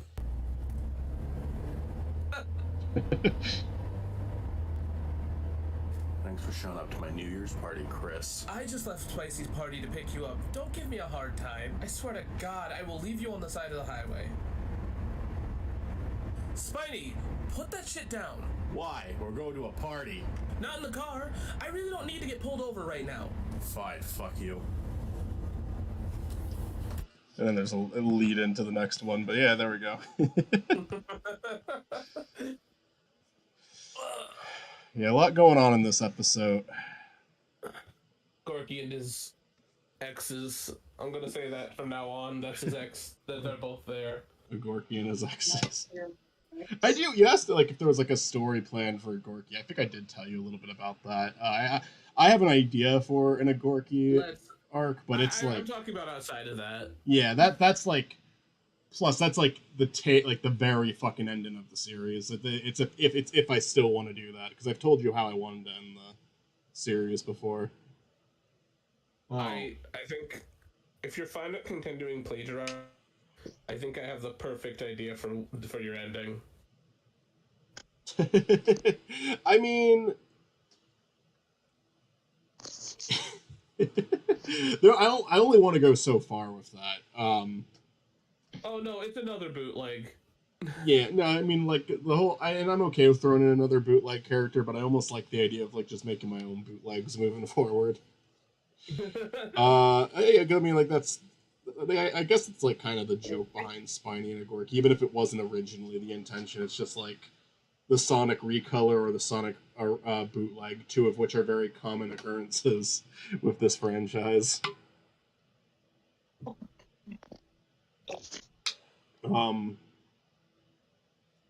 Anyway, yeah, a lot left to do on this. It's gonna take a while. I think there's a good chance that the Brawl last call will come out before this, but I'm gonna focus on this for now. And if I just get kind of tired again, Brawl is a very basic last call episode. It's very much like a no skit episode, and I'm okay with that. I need one of those. I feel like the last calls need to settle down occasionally. I think it's funny that you're doing a Brawl episode. Yeah, I feel like any game that I do a playthrough on, I want to give a last call. Like, yeah. And how I go about it will affect things. I kind of talk about Smash Brothers as a whole in it, though. But I like the script. I think it's a good video. It's definitely not going to be. I don't think it's going to be anyone's favorite last call episode, but I think it's solid. Like if I didn't have anything to say about it, I would have just made another joke episode like the Schoolhouse one. That'd be surprising. But anyway, I'm honestly okay. If I do another one like the Schoolhouse episode, though, I just want it to be shorter. Like, I'm okay with doing a fucking 2-minute last call. Because that and this one, it's just taking too much time. It's not entirely because the drawing takes too long. It's that I get really tired of drawing the same shit over and over again. Then I take huge breaks. And then it's like, okay, it's been a ridiculous amount of time since this last one came out.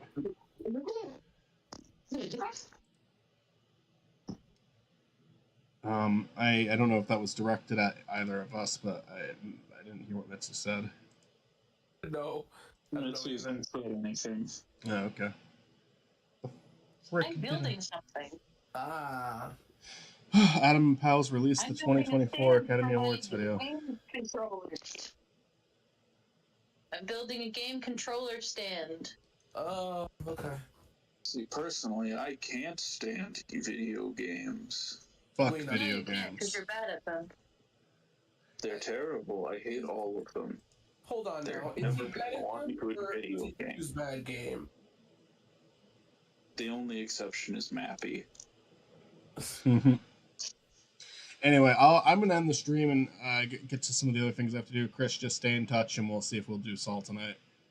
Yeah. I'm gonna say yeah, because like, if we don't have to do all the other stuff, yes. If we do, no. We gotta watch 2 episodes and then record the podcast. If we wanted to record the podcast on a different day, that would be fine too. Like, it's fine.